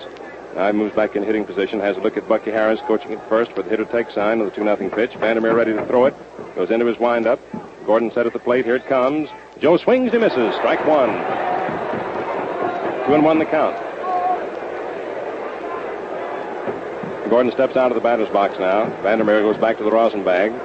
Crowd got a whale of a kick out of Joe Gordon's terrific cut at that pitch. 3-0 is the score, favor of the American League. First half of the fourth inning. Vandermeer rocks in the box as he goes into his windup. Here's his delivery. Gordon takes it. Strike 2, it's called. Sharp curve over the outside corner. Letter high. So it's 2-2 on Joe Gordon. Once again, Vandermeer to the Rosenbag. The umpires back to the plate. Lee Ballantyne at first base. Ernie Stewart. Al Barlick on second. Bill McGowan at third. 1 away, nobody on. 2 balls, 2 strikes on Joe Gordon. Vandermeer looking in to get the sign from Mort Cooper. Now he's ready to work. Gordon digs in, awaiting the pitch. In it comes. It's high. Ball 3, and we have a full count on Gordon. 3-2. Joe reaches down, gets a little dirt. Wipes it on his hands, looks over at the National League bench. Some of the boys gave him a bit of a ride. Now he gets in, stands deep in the batter's box, in close to the plate, feet pretty close together, holds that bat down to the end of the handle. Vandermeer all set for the payoff pitch to Joe Gordon. Here it comes. Gordon takes it, and it's in there for called strike 3.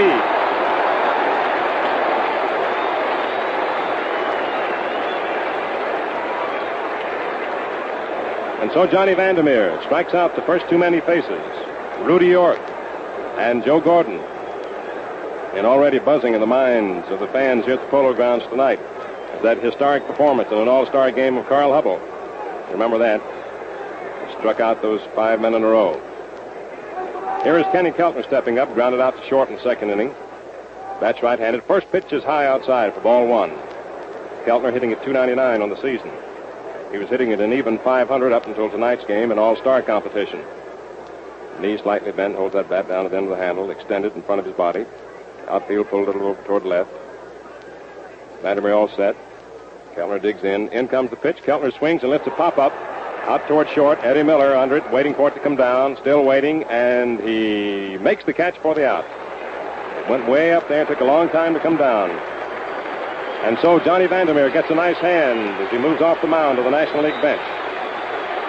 No runs, no hits, no errors, nobody left on for the American Leaguers in the fourth inning, and the score at the end of 3.5 innings, 3-0 in favor of the American League. Now we're going to pause for station identification. This is WGN, the voice of the people, Chicago. Hello there once again, baseball fans. Mel Allen speaking to you from the Polo Grounds. This evening, the Mutual Broadcasting System is bringing you exclusively the play-by-play description of the 10th Annual All-Star Game. Bob Elson of Chicago and Jimmy Britt of Boston alongside bring you this play-by-play description.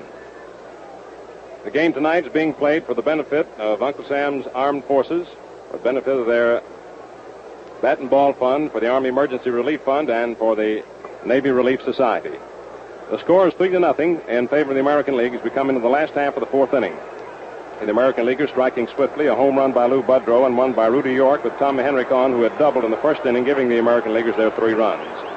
Here's Archie Vaughn leading off for the National League in the last half of the fourth. He hit into a double play in the first inning. He hit 2 home runs last year in the All-Star game in Detroit. Spud Chandler into the windup. In comes the pitch. Swung on. It's a ground ball hit out to first. York grabs it. Chandler running over to first to throw. He steps on first just in time for the out ahead of Archie Vaughn. A very close play. Chandler's had quite a workout tonight in taking throws over to first from New York. That's the 3rd time tonight that he has made the put out at first base. Johnny Mize and Joe Medwick in the second inning each grounded to York, and Chandler covered on each play. 1 out. Here is Pete Reiser, the Brooklyn Dodgers, stepping in, grounded out to Joe Gordon in the first inning. Bats left-handed, has an average on the season of 361. 3-0 favor of the American League, last half of the fourth. This year it's possible for the starting pitcher to go 5 innings, and it may be that Chandler will go that distance. We'll wait and see. First pitch into Reiser. A little outside, ball 1. On deck is Johnny Mize. 3-0 favor of the American League, last half of the fourth. Chandler turns his back to the plate, looks out in the outfield, playing Reiser almost straight away. Little activity in the American League bullpen right now. Left-hander and a right-hander warming up. Chandler into the windup. In comes the pitch to Reiser. It's inside for ball 2. Al Benton of the Detroit Tigers is throwing, along with Cotton Ed Smith of the Chicago White Sox. Chandler throws. Reiser swings to lines one out. Gordon makes a great stop, picks it up, throws to first, and in time for the out, but then York drops the ball, and the decision is changed on the play, and safe at first is Pete Reiser. Joe Gordon went far to his right and back to second base, made a one-handed, glove-handed stop of Reiser's drive, picked the ball up after he had momentarily booted it, threw over to first, in time for the out, but York couldn't hold on to the ball, and the decision first was changed, and the official scorers decided to give Pete Reiser credit for a base hit. A beautiful stop by Joe Gordon. And here is Johnny Mize stepping in. Mize grounded out York to Chandler, who covered in the second inning, his first time up. Mize bats left-handed. 1 out. Reiser on first. Chandler looks in to get the sign from Ebbets, takes a stretch. Looks over at first. Here's the pitch. Mize takes it over the inside corner for called strike 1. Bill McKechnie, manager of the Cincinnati Reds, coaching at third base. Frankie Frisch at first base. Outfield playing Mize deep. Slightly toward right to center right, almost straight away and left. Chandler ready. Reiser moves off first. The pitch to Mize. Mize swings and he misses. Strike 2. Kenny Keltner at third base. Lou Budrow at shortstop. Joe Gordon at second. Rudy York on first. The American League infield. Bertie Tebbets is catching. In the outfield, it's Williams in left. DiMaggio in center. Joe DiMaggio. And Tommy Henrik in right field. Spud Chandler stands ahead of Mize. Frankie Frisch hollers down to the plate to John, be ready. Chandler ready to work. Looks over, throws. Mize swings and drives one going into deep right field. There goes Tommy Henrik racing way back, going back to the bullpen and makes the catch for the out.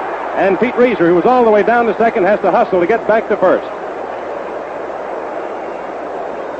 Johnny Mize drove one into deep right field.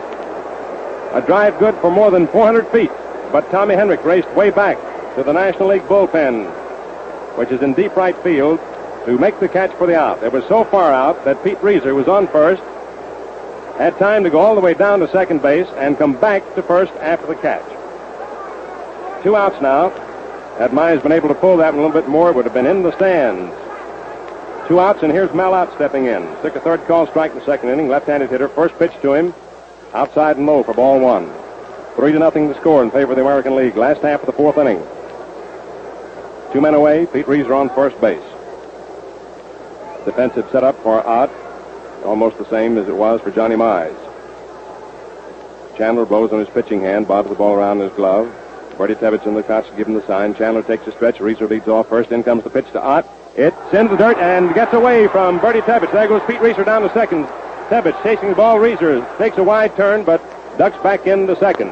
And lining up in back of Kenny Keltner, who's there to cover third, is Chandler, Budrow, and Ted Williams. He had plenty of protection. Back of him on that play had Tebbets elected to throw the ball down to third. The official scorer has called that a pass ball. Charge to Bertie Tebbets, enabling Pete Reiser to go down to second base, and that puts him in scoring position. 2 balls, no strikes on Mallott. Oddie has a look at Bill McKechnie coaching at third for the hitter-take sign of this 2-0 pitch. 3-0 the score in favor of the American League, last half of the fourth. And that's the first National Leaguer to have reached second base so far in the ball game. Chandler taking his time. Mallott stepping in there to hit. Chandler ready, takes the stretch, looks back at second, throws over the inside corner for call, strike 1 on Oddie. 2-1. 3-0 the score, favor of the American League. It's the last half of the fourth inning, 2 men out. Pete Reiser on second base. Out the batter with Joe Medrick on deck. Chandler takes a long, slow stretch, throws, out swings, and drives it foul right at the plate. Strike 2. 2-2 the count. Bertie Tebbets picks the ball up, hands it to Lee Ballanfant. Lee rubs the cover up a little bit and hands it back to Tebbets, who in turn tosses it out to Spud Chandler. Little activity still going on in the American League bullpen. Al Benton, a right-hander, and Ed Smith, a left-hander. Warming up. Benton of the Tigers, Smith of the White Sox. 2-2 the count on Mallott. Chandler taking his time. Now he's ready. Into his stretch. Reiser leads off second. Here's the pitch to Ott. Mel swings and drives one, but curving foul. It's going foul up into the upper deck in right field. He pulled that one a little bit too much. Pulled it foul up over the scoreboard in right field and into the upper deck. So the count remains 2 balls, 2 strikes. Mel's been playing these Polo Grounds for many a year. Knows all of its little tricks. And many a ball he's pulled into those right field stands. He's hit 12 home runs on the season. Chandler ready. Here it is. Ott moves away from an inside pitch for ball 3. So we have a full count on the Giant skipper. Mel Ott steps out of the batter's box, gets a little dirt on his hands. Chandler turns his back to the plate, looks around the outfield once again. Pete Reiser standing just a few feet off second. Lou Budrow deep short. Budrow starts moving in back of Reiser, trying to make Reiser duck back into second. Reiser doesn't pay him any attention. Chandler ready for the payoff pitch to Mel Ott. Here it is. Ott swings, sends a bounder out to second. Joe Gordon takes it on 2 hops. Throws over to Rudy York in time for the out. And that's all for the National League in the last half of the fourth inning. No runs, 1 hit, no American League errors, 1 man left on base. And the score at the end of 4 innings, 3-0 in favor of the American League.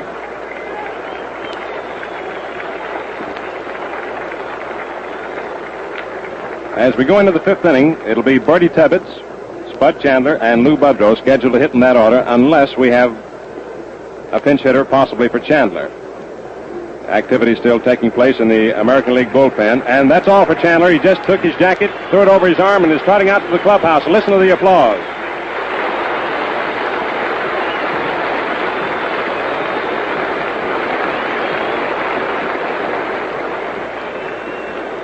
Spud Chandler, who started the game for the American League, thus worked 4 innings, allowed only 2 hits, issued no passes, and struck out 2 men. And should the American Leaguers maintain their current advantage, the victory will be credited to Spud Chandler in all probability. Bertie Tebbets will lead off for the American League as we go into the first half of the 5th inning. Tebbets struck out in the 2nd inning in his only appearance at the plate thus far. This is Bertie's first appearance in an all-star game. Bill Dickey, who was scheduled to catch for the American Leaguers, came up with a lame shoulder and was unable to participate. Ebbets digs in, right-handed batter. Outfield pulled over toward left. Johnny Vandermeer, left-hander, doing the pitching now for the National League. Mort Cooper worked the first 3 innings. Vandermeer into the windup, first pitch to Ebbets. Over the inside corner for call, strike 1. Art Fletcher coaching at third. New York Yankee coach. Bucky Harris, manager of the Washington Senators, coaching at first base. Bob Johnson of the Philadelphia Athletics is going to bat for Spud Chandler. He's on deck. Vandermeer pitches. Ebbets takes it inside. Ball 1, almost had the inside corner, but not quite. Walker Cooper still doing the catching for the National League. National League wearing home uniforms. They're the home team today. 1-1 the count now on Bertie Ebbets. 3-0 the score, favor the American League. It's the first half of the 5th inning. Johnny Vandermeer, the left-hander, ready, throws. Ebbets swings and fouls it off. Over the National League dugout, up into the upper deck. Strike 2. 1 ball, 2 strikes. Walker Cooper rubbing up to cover the new ball he just got from umpire Lee Ballantyne. Tosses it out to Johnny Vandermeer.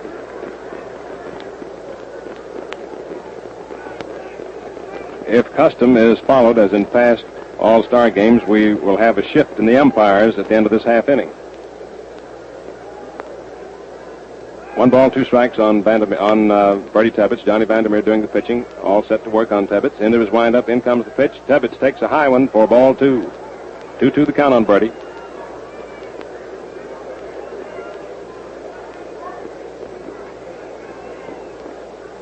Al Benton is throwing in the bullpen for the American Leaguers and very likely will take to the mound as we come into the last half of the 5th inning.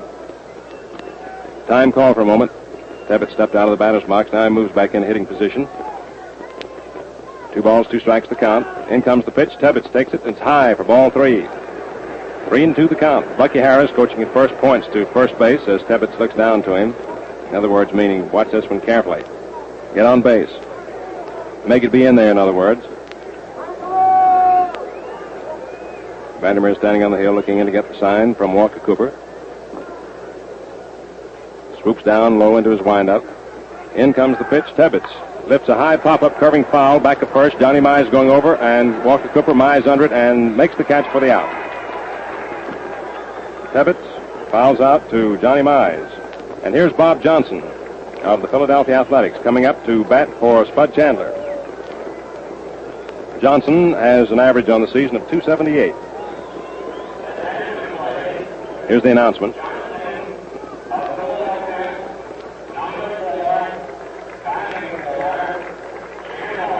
Johnson was on the All-Star squad for the American League in 1935 and 1938.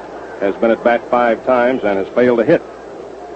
Vandermeer into the windup, and the first pitch to Johnson's.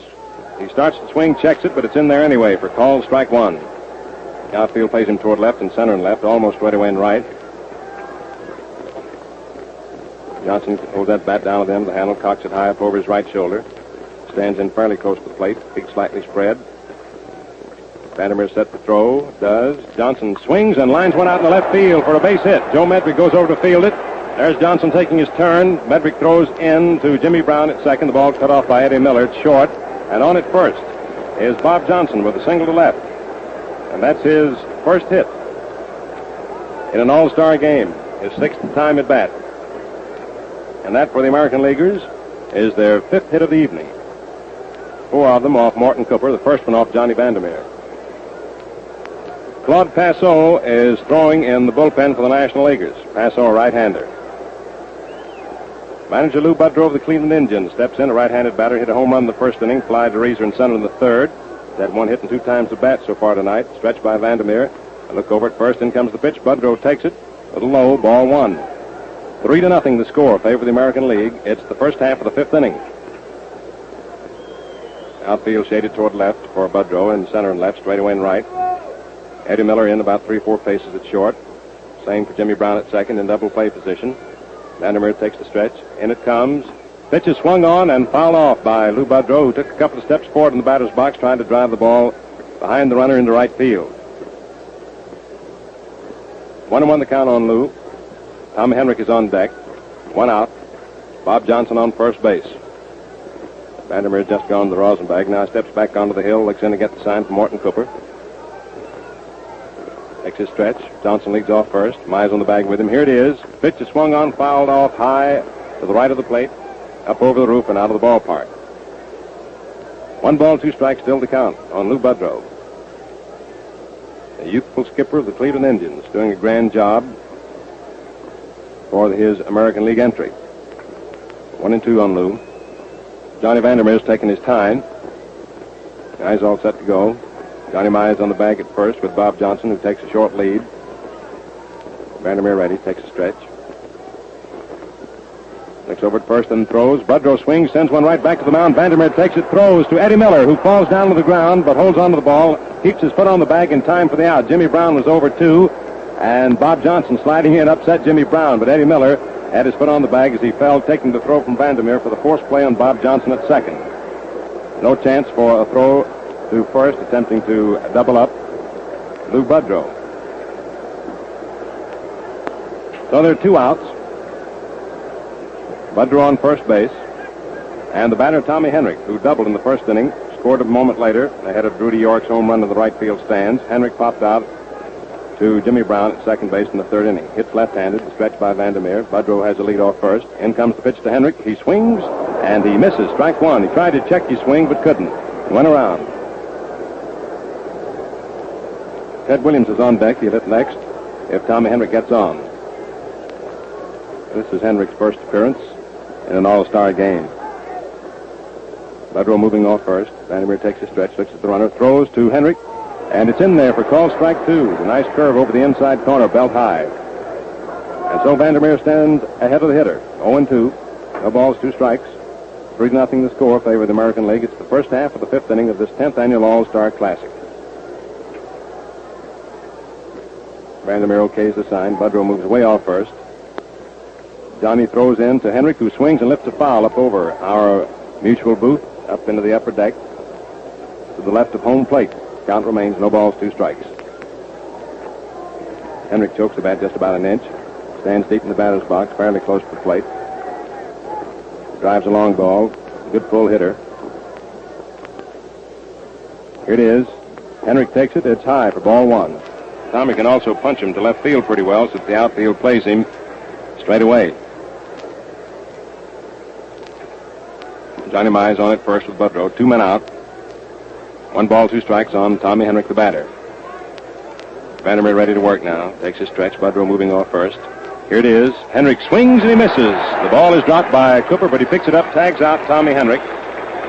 Strikeout number 3 for Johnny Vandermeer. And that's all for the American League in the first half of the 5th inning.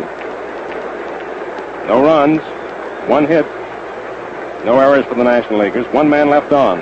And the score at the end of 4 1/2 innings, 3-0 in favor of the American League.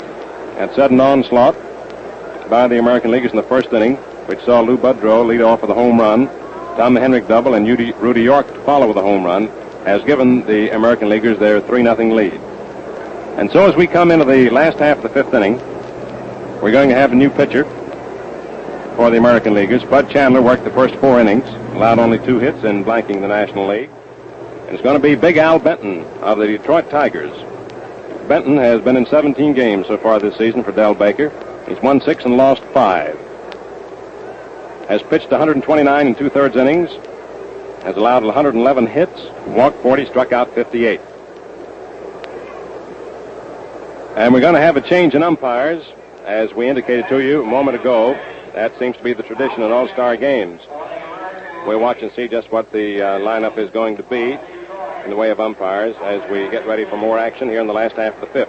The announcement over the public address system was concerning the coming into the game of Al Benton.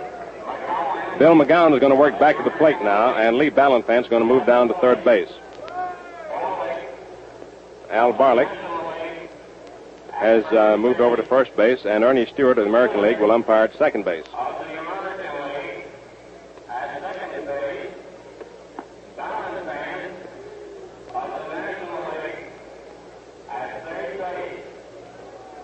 So there's the new alignment of umpires. Lee Ballanfant of the National League, who started back at the plate and worked the first 4 1/2 innings, has gone down to third. Bill McGowan of the American League, who was at third, has come in back to the plate.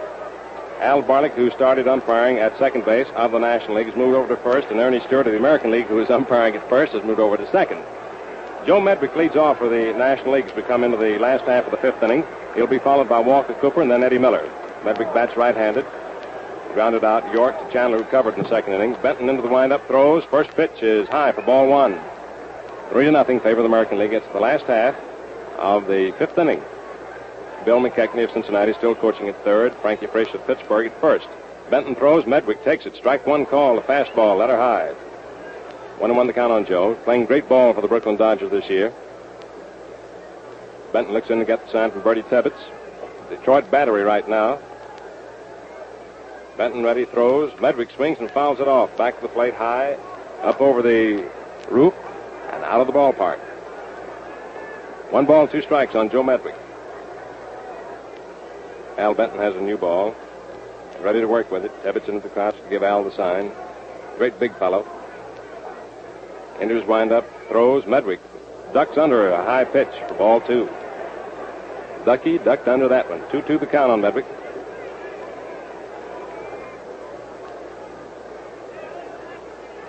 Joe stands in close to the plate.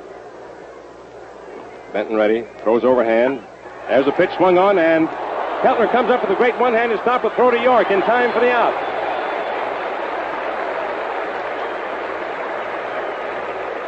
Medwick drove one which appeared headed between Keltner and Budrow, but Keltner went to his left, came up with a one-handed, glove-handed pickup of his vicious bounder, and then threw over to York in time to retire Medwick and rob him of a base hit. Here's Walker Cooper stepping in. Cardinal catcher single to right in the third inning for the first National League hit of the night. They've only had 2. Bats right-handed. Al Benton ready for the first pitch. Here it is. High inside. Ball 1. 3-0 the score. Favor the American League. It's the last half of the fifth inning. Eddie Miller is on deck. Walker Cooper ready. Here it is. He doesn't mean to swing on that one, but does. The ball rolls down the third baseline. Tebbetts picks it up, throws over to first. In time for the out on a very nice play.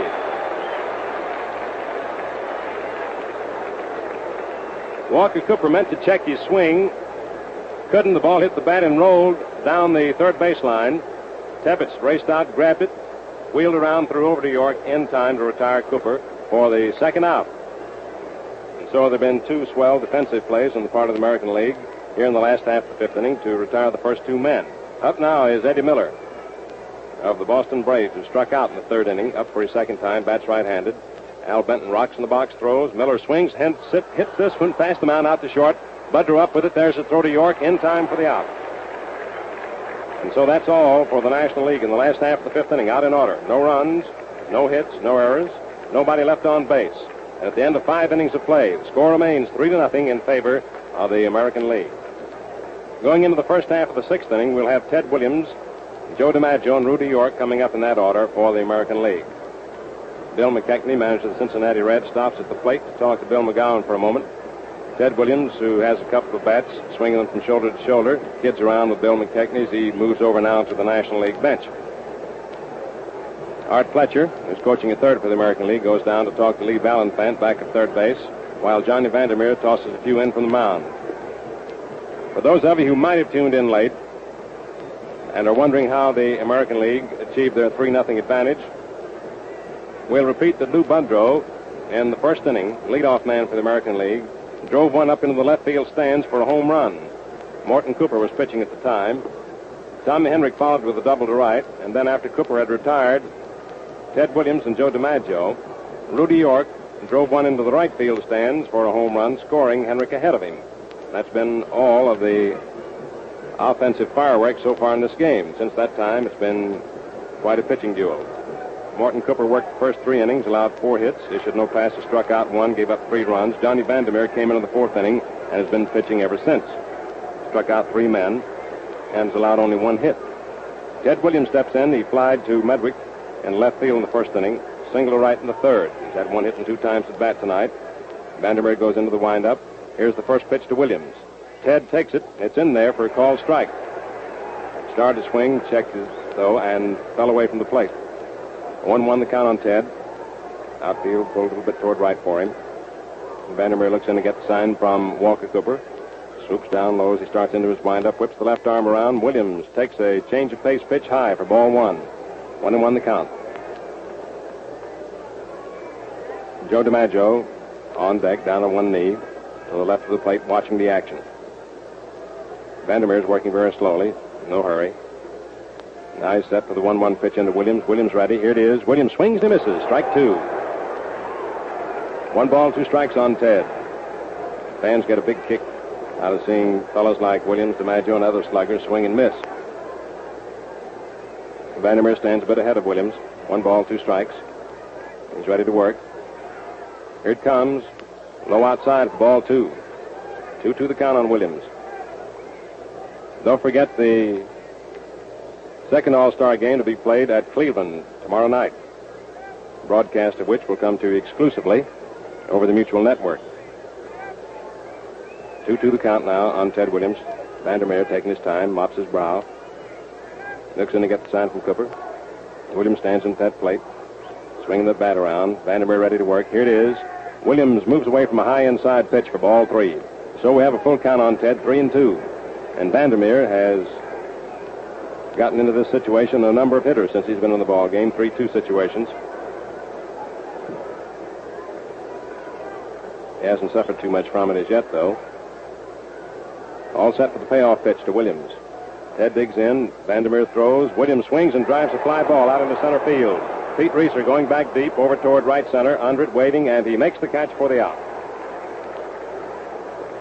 1 away for the American League. First half of the 6th inning, 3-0 the score in favor of the American League. And here is Joe DiMaggio, the Yankee Clipper, who grounded out to Archie Vaughan at third in the first inning and fouled out to Walker Cooper back to the plate in the third. Joe has had 4 hits and 27 times at bat in all-star competition, including 1 double and 1 home run. Vandermeer's first pitch to Joe. He swings and he misses. Strike 1. He swung hard.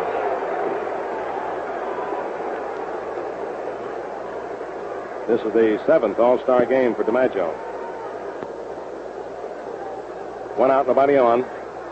DiMaggio the hitter, Rudy York on deck. Vandermeer ready. Here's the pitch.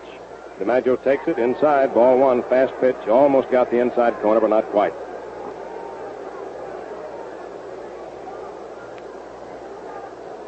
One and one the count on Joe. Stands that plate with the bat cocked up over his right shoulder at wide open stance. Feet spread very wide. Outfield pulled way over toward left and deep. Vandermeer throws. DiMaggio swings and drives this one on the ground. Off the glove of Johnny Mize. Out into right field. The ball deflects. Now out comes in to field it. DiMaggio holds on to first and is credited with a base hit. His 5th in all-star competition. It was a vicious bounder to the right of Johnny Mize. He got his glove on it, but couldn't hold on to it. Bounced off his glove into short right for a single. That's the 6th hit for the American Leaguers. 4 of them off Mort Cooper, who worked the first 3 innings. Second off Johnny Vandermeer, who came in the 4th and is now working his 3rd inning. Up at the plate steps Rudy York, who hit a home run in the first inning with Tommy Henrik aboard, and then struck out in the 4th inning, first time Vandermeer pitched against him. York struck his home run off Mort Cooper. Vandermeer's taking his time, out back of the hill, looking around at the outfield, hitching up his trousers. York digs in, stands deep in the batter's box, in close to the plate, outfield shaded toward left. Joe DiMaggio takes the lead off first. Johnny Mize on the bag. Vandermeer into the stretch. 1 out. Look at the runner. Here's the pitch to York. He takes it and it's in there for a called strike. Went into a bunting motion that brought Archie Vaughan racing in from third. Eddie Miller at short walks over near second, hollers something over to Jimmy Brown to get their signal straight. Double play combination. DiMaggio moves off first again. Vandermeer into the stretch. York digs into the plate. Vandermeer throws. York swings and sends a ground ball down to Vaughan. Vaughan over to Jimmy Brown, who drops the ball. And all hands are safe. Rudy York grounded to Archie Vaughan, who threw over to Jimmy Brown.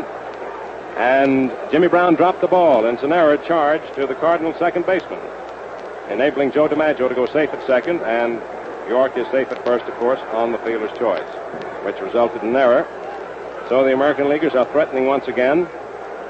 Runners on first and second, 1 out, 3-0 the score. It's the first half of the 6th inning, and the batter is Joe Gordon, who struck out in the first inning, took a 3rd call strike in the 4th. In other words, he struck out twice in 2 appearances. DiMaggio leads off second. Rudy York moves off first. Vandermeer takes the stretch, looks back at second, then throws. Gordon swings and misses. Strike one. He swung hard. Outfield over toward left for Gordon and deep. It's Medwick in left, Reeser in center, Ott in right.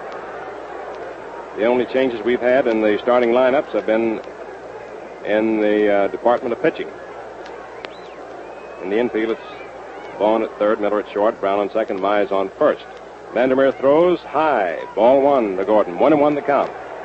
Kenny Keltner's on deck, one out. 3-0 favor the American League. It's the first half of the sixth inning. Joe DiMaggio on second base. Rudy York on first base.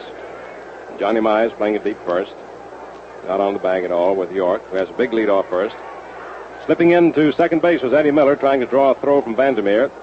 But Vandermeer did not throw down. Joe DiMaggio ducked back into the bag. Miller goes back to a normal short position. Vandermeer takes a stretch, look back at second. Here's the pitch to Gordon. Joe takes it. It's high for ball two. 2-1 the count on Gordon. The Flash steps out of the batter's box, gets a handful of dirt. Looks around at Art Fletcher coaching at third. Then moves back in hitting position. Bucky Harris coaching at first. Is watching first base for Rudy York, who moves way off the bag. Johnny Mize playing at deep first. Vandermeer ready. Here's the pitch to Gordon. Joe swings and misses. Strike two. 2-2 the count on Gordon. He struck out twice already in his two previous appearances. There's no activity in either bullpen right now. Since the first inning, this game has settled down into a real pitching duel. This has been the first real offensive threat since the first inning, in which the American Leaguers got all three runs. Vandermeer ready. 2-2 pitch to Gordon. Joe swings and misses. The ball is dropped by Cooper, but of course Gordon doesn't run at all, and that's the third time in a row that Gordon has struck out. And that's the fourth strikeout for Johnny Vandermeer. 2 outs, and here is Kenny Keltner stepping in. He grounded out to Eddie Miller in the second inning and popped out to Miller at short in the fourth inning. And Joe Gordon, who's been burning up the American League all season, strikes out all 3 times he's been at the plate so far tonight. Vandermeer bearing down, trying to get out of the situation. DiMaggio on second, York on first. Runners lead off, 2 down, first half of the sixth inning. Keltner the batter, right-handed hitter. First pitch to him. He swings and misses. Strike one. On deck is Bertie Tebbetts. He'll hit next if Keltner gets on. Cleveland third baseman stands up at that plate, deep in the batter's box, in close to the plate. Knee slightly bent, holds that bat down on the end of the handle and straight up and down in front of his body. Vandermeer throws. Keltner takes it high for ball one. 1-1 the count. 3-0 the score. Favor the American League. First half, the sixth inning. DiMaggio goes back to second. York to first. Now runners lead off their respective bases. DiMaggio comes way off second. York way off first. Vandermeer into the stretch. Keltner set at the plate. Here it is. Keltner swings and lets a high pop-up out toward the mound. Running in is Archie Vaughn near the mound, waving everybody away, and he makes the catch for the out. And Johnny Vandermeer pitched himself out of that one. And so for the American League in the first half of the sixth inning. No runs. 1 hit. Listen to the hand for Vandermeer.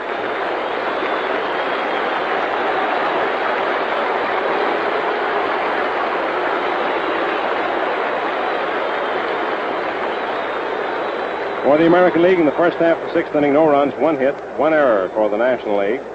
2 men left on base. And that error, charged to Jimmy Brown, is the first error of the game. And now while we're waiting for the National League to come to bat in the last half of the sixth inning, let's pause for station identification. This WGN, the voice of the people, Chicago. This is Mel Allen speaking to you once again from the Polo Grounds as we come into the last half of the sixth inning. Danny Litweiler is going to come in to pinch hit. He bats right-handed. Al Benton doing the pitching for the Detroit Tigers. Working for the American League right now. Throws. Litweiler swings and lines one out into right field. Gordon goes over, can't get it. Makes a valiant try, but the ball drops into right field safely for a base hit.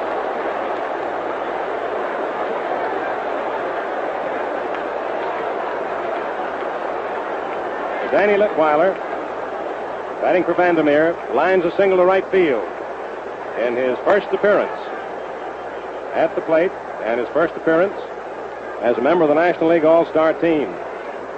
That's only the third hit of the evening for the National League. First 2 hits having come off Spud Chandler, who worked the first 4 innings.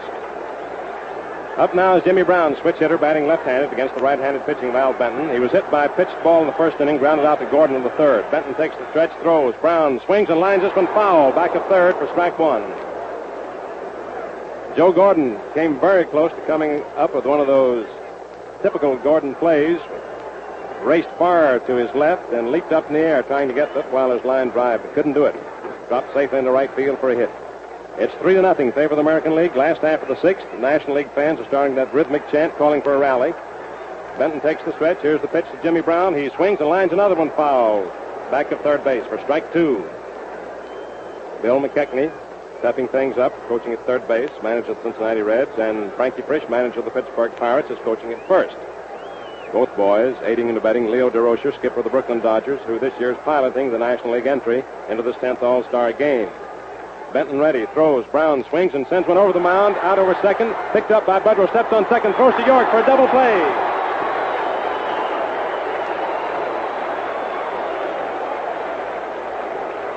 Beautiful twin killing. Jimmy Brown hit this one over Benton's head, out over second base. Lou Budrow scampered over at the bag, picked the ball up, same time stepping on second, flipped over to Rudy York at first to complete the double play. That's the second double play the American Leaguers have come up with. Here is Archie Vaughn stepping in. 2 outs now, nobody on base. It's the last half of the 6th inning. American League leading 3-0.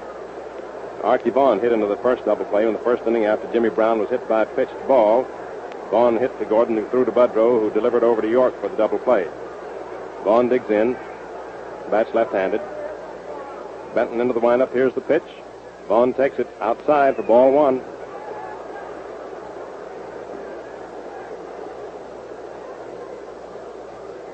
Benton looks in to get the sign from Tebbets, working rapidly. Pitches. Vaughn takes a fast one low for ball 2. Outfield pulled over toward right, slightly toward right and center right, almost straight away and left. Claude Passo throwing in the bullpen for the National Leaguers. Benton ready, pitches. Vaughn looks at one over the outside corner for a called strike. Plenty of activity in the American League bullpen. 2 pitchers warming up, one of whom is a left-hander, Cotton Ed Smith of the Chicago White Sox. 2 balls, 1 strike on Archie Vaughn, 2 men out. Here it is.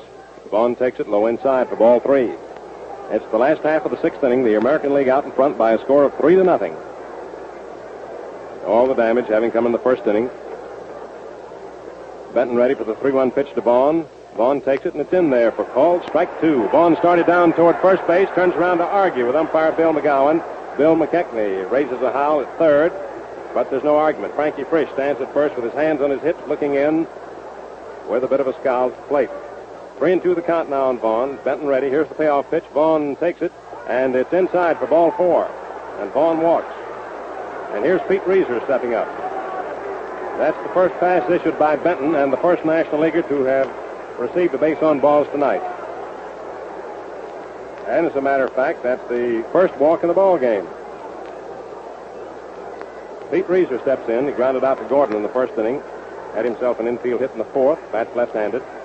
Hitting on the season at .361. Benton takes the stretch. Here it is. Reiser moves away from a low inside pitch. Ball 1 is into the dirt. Got away from Tebbets a couple of feet, but not far enough to permit Archie Vaughn risking the chance of going down to second base. 2 men out now. Reiser the batter. Johnny Mize on deck. Archie Vaughn on at first base. Benton takes his stretch. Here it is. Reiser swings in, foul tips it for strike 1. He really took a terrific cut at that pitch. 1-1 the count on Petey. Keltner at third is playing way over toward short. Gordon the deep second on the edge of the outfield grass. Stretched by Benton. Here it is. Reiser swings and drives one out into center field. There goes Joe DiMaggio way back, getting under it and making the catch for the out. A drive good for some 400 feet. And so that's all for the National League in the last half of the 6th inning. No runs, 1 hit, no American League errors, 1 man left on base. And so that brings us to the end of the 6th inning mark, where the American League leading 3-0, getting their 3 runs in the first inning on a home run by Lou Budrow, a double by Henrik, and a home run by Rudy York. Totals at the end of 6 innings for the American League: 3 runs, 6 hits, no errors, 4 men left on. For the National League, no runs, 3 hits, 1 error, and 3 men left on base.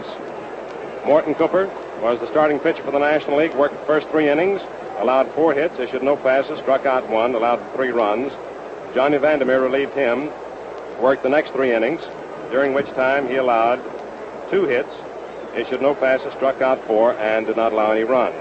Spud Chandler was the starting pitcher for the American League, worked the first 4 innings, allowed 2 hits, issued no passes, struck out 2, and allowed no runs.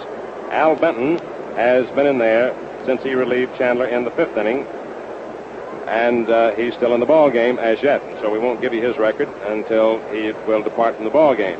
So at the end of 6 innings, it's 3-0 favor the American League, and now taking over as we go into the 7th inning, and to describe the remainder of the ball game for you is Bob Elson, who covers the games of the Chicago Cubs and the Chicago White Sox for the Mutual Station in Chicago. Here he is, Bob Elson. Thank you very much, Mel Allen.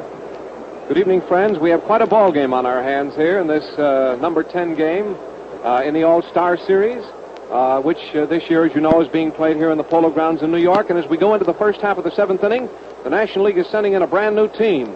At third base, Elliott of Pittsburgh. At short, Reese of Brooklyn. At second, Herman of Brooklyn. At first, McCormick of the Reds. The catcher, Lombardi. The pitcher, Passaw. The outfield. Here come the announcements now on the changes.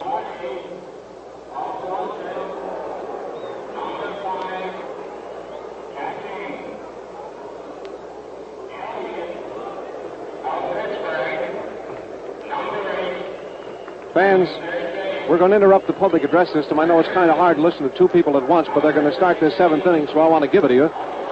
Eno Slaughter is in the ball game of St. Louis in left field. Terry Moore in center field. Ott is staying in right field. The entire National League ball club has changed, and the first man to bat for the American League, there's a hand for Reese as he's announced, is going to be Bertie Tevis. He's been up twice. He struck out and he popped up. And here's Claude Passaw of the Cubs getting ready with the first pitch. And it's an attempted bunt, and he misses the ball for a strike. Passaw has had a very fine record this year. He's taken part in 16 ball games. He's won 12. He's lost 5. He's pitched 154 innings, and he's taken part in 14 complete games out of 16 efforts. He's had 45 strikeouts, by the way. Here's the next pitch to Bertie Tebbets. There's a swing and a miss, a curveball in around his knees, and it's 2 strikes. There's nobody on and nobody out here in the 7th. The American League leads 3-0, but the National League is still within striking distance, and the National League partisans here in the Polo Grounds in New York are still hoping that the National League will unload some of that power and really get back in this ball game. The American League is not out of reach. It's just 3-0. 2 strikes on Tebbets. Here comes the next pitch. It's a strike, and he tried to back away from a pitch that was inside. It's a called strike. It looked at first as though it might have hit his bat, but the umpire says no, and Tebbets is out on strikes. So it is a strikeout for Passaw, and that is 7 strikeouts in all tonight. There were 2 strikeouts for Cooper, 4 for Vandermeer, and 1 for Passaw. Vandermeer was really hot out there tonight. Now the next man to come up is Big Al Benton of Detroit. Big right-hander, a massive fellow with the number 19 on the back of his gray uniform. Claude Passaw of the Cubs out there in the center of the diamond.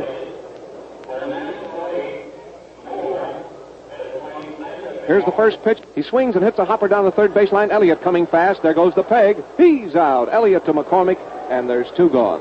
Elliott, a reformed outfielder, by the way, has played great ball for Frankie Frisch's Pittsburgh Pirates.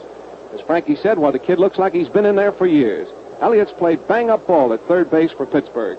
Now that's 2 gone.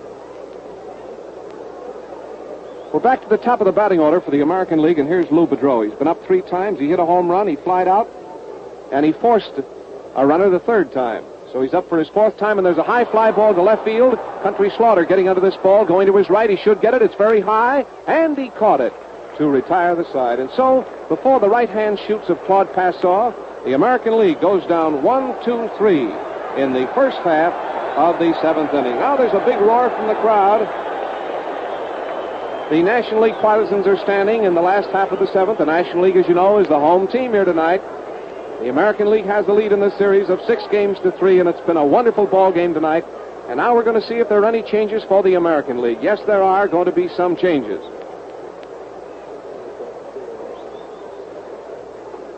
Let's see. No, the American League is going to stay pat. The American League is standing pat with Williams in left field, DiMaggio in center field, Henrik in right field, Keltner at third, Lou Boudreau at short, at second base Joe Gordon, and at first base Rudy York. The catcher is Bertie Tebbets, and the pitcher is Al Benton. Going into the last half of the seventh, fans, the score here in New York in the 10th annual All-Star Game, the American League 3 and the National League nothing. 2 home runs in the first inning by the American League did the trick. Now here's Frank McCormick coming up for the first time. Johnny Mize, who he succeeded at first base, batted twice tonight. The first time he bounced out to the first baseman, and the second time he flied out to right field. And here is Frank McCormick coming up to the plate. He is a right-handed hitter. Frank McCormick batting .249 for the season. He's hit 10 home runs, and he's batted in 50 runs. Al Benton gets all set. Here it is. It's a strike. It's right across his knees. A very sharp curve. And this Benton has really got a curve, too. He's got one he can throw around the corner of a building. Gets all set again.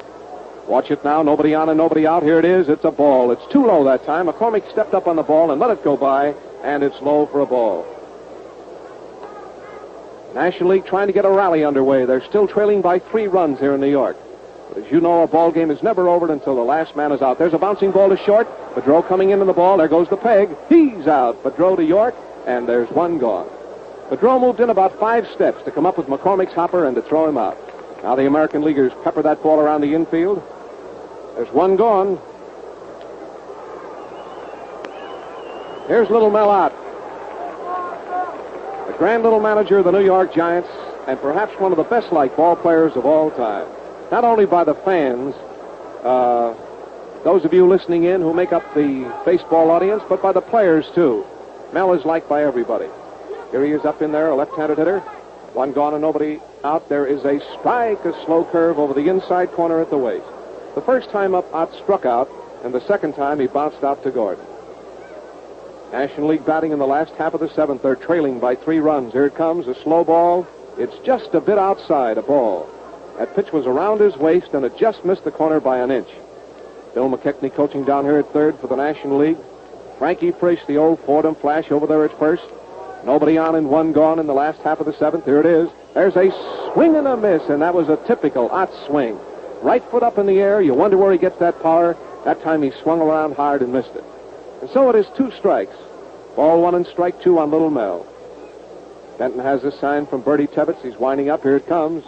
It's a ball. He just missed the corner that time with a pretty pitch, and the kind of a pitch that a batter with 2 strikes on him might want to go after. But Mel, who's got a keen eye up there, didn't go for it. It's ball 2 and strike 2 for Ott. Here comes the pitch. It's a swing and a foul on the ground. Down here to our left. The American Leaguers talk it up out there in the infield, and the American League outfield is playing straight away. This fellow Ott is a kind of a batter. You have to play every place for him. You can't swing your outfield or swing your infield or swing anything. And they're playing him absolutely on the diamond straight away. The outfield and infield. Pitcher getting set again. Here comes the next one to Ott. He struck him out. He went for a fastball right across his knees, and he struck him out. Boy, that was a beauty that time. Very fast and right in around his knees, and he went down swinging.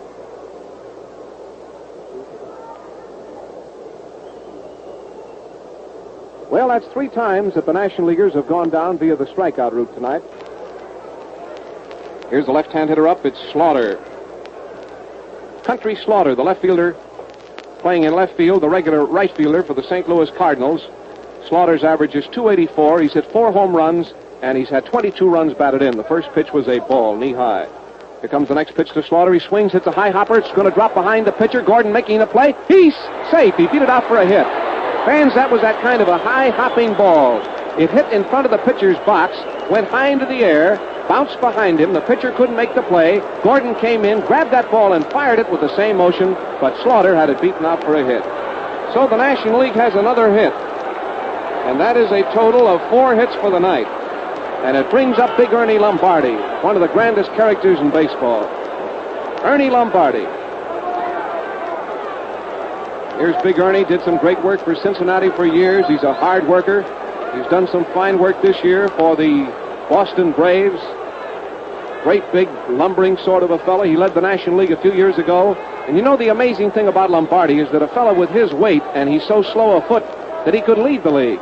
It's all the more credit to his batting eye because Lombardi doesn't get any of those rollers or any of those kind of balls that the infielders knock down and he beats them out for hits. He can't do it. He's too slow. Every time he hits that ball for a hit, he's got to hit it on the beam. First pitch was wide. The outfield is playing him just a little bit over to the left. Here's the next pitch. Lom swings and misses. A sharp curve in across his knees, and it's 1-1. Ernie Lombardi batting for the National League. There's a man on first, and there's 2 gone. The ball game is in the last half of the 7th. National League trailing by 3 runs. Benton getting set. Here's the next pitch. There's a wallop, but it's foul. Ernie Lombardi hit one up against the top of the roof down the left field line, but to the left side of the foul line, and it was a foul ball. Ernie gave it a ride, but foul, and now the catcher, Bertie Tebbets, is going out to talk to Benton, and they're standing halfway between the plate and the pitcher's box, just having a chat while Lombardi in his white uniform stands up there at the plate. National League trails by 3. It's the American League 3 and the National nothing in the last half of the 7th at New York. Big Al Benton, second pitcher for the American League tonight, is on the mound.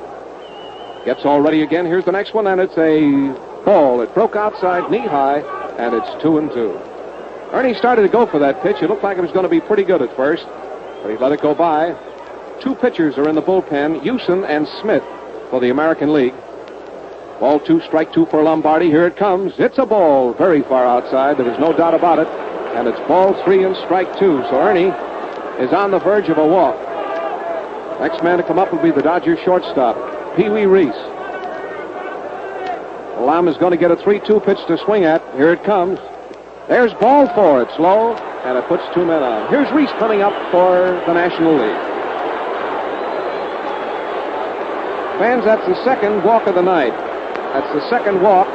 It puts a man on first and a man on second and brings up Reese with 2 gone. Reese of Brooklyn, who has just gone in at shortstop, is batting, and his average for the year is 230. He's hit 1 homer, and he has 20 runs batted in. Reese up with 2 men on and 2 out in the last half of the 7th, and the National League partisans are making some noise here in the Polo Grounds. Here's the pitch, and Reese takes, and it's a strike. It's right across his knee. By the way, Mel was just telling me that Reese hits well here in the Polo Grounds. Mel, of course, sees all these games in New York. Well, the National League could really use a hit in this spot. They have 2 men on and 2 out. Here comes the next pitch, and it's very wide. They wasted a pitch that time, and Bertie Tebbets cocked his arm as though he was going to throw that ball to first, but he held it. And so it's 1-1 on Reese. 2 men on and 2 out in the last half of the 7th as the National League fights hard here in New York to come from behind. Al Benton getting his sign out there again. Here's the next one. There is a ball. It missed the corner knee high, and it's ball 2 and strike 1 for Reese. Remember that tomorrow night Mutual will bring you the big game from Cleveland, from the big municipal stadium at 8:45. Here comes the next pitch. Reese swings, and there's a line drive, and Bedreau caught that ball going to his left. Bedreau caught that ball going to his left to retire the side. A very hard hit ball, fans. Bedreau, the shortstop, went to his left, and just near second base, he reached out and caught that ball above his knees. It was a well-hit ball, and Bedreau made a nice play on it to retire the side. And so that National League threat is over, and it is no runs and 1 hit, and the ball game is going into the first half of the 8th. By the way, the attendance tonight is in the neighborhood of 35,000. Secretary Brannick of the Giants sent up the figures, which are in the neighborhood of $100,000. The Treasury Department will announce the exact figures in a day or so. All the money from this ball game and all the money from the game tomorrow night, the first $100,000 will be used for the Ball and Bat Fund, which is to provide baseballs and bats and gloves for all the camps in the United States. After that, all the rest of the money will go to the Navy and the Army Relief Fund. Fans, we're at the end of 7 innings here in New York City in the All-Star Game. The American League 3, the National League nothing. And now we're going to pause briefly for station identification. This is the Mutual Broadcasting System. This is WGN, the voice of the people, Chicago.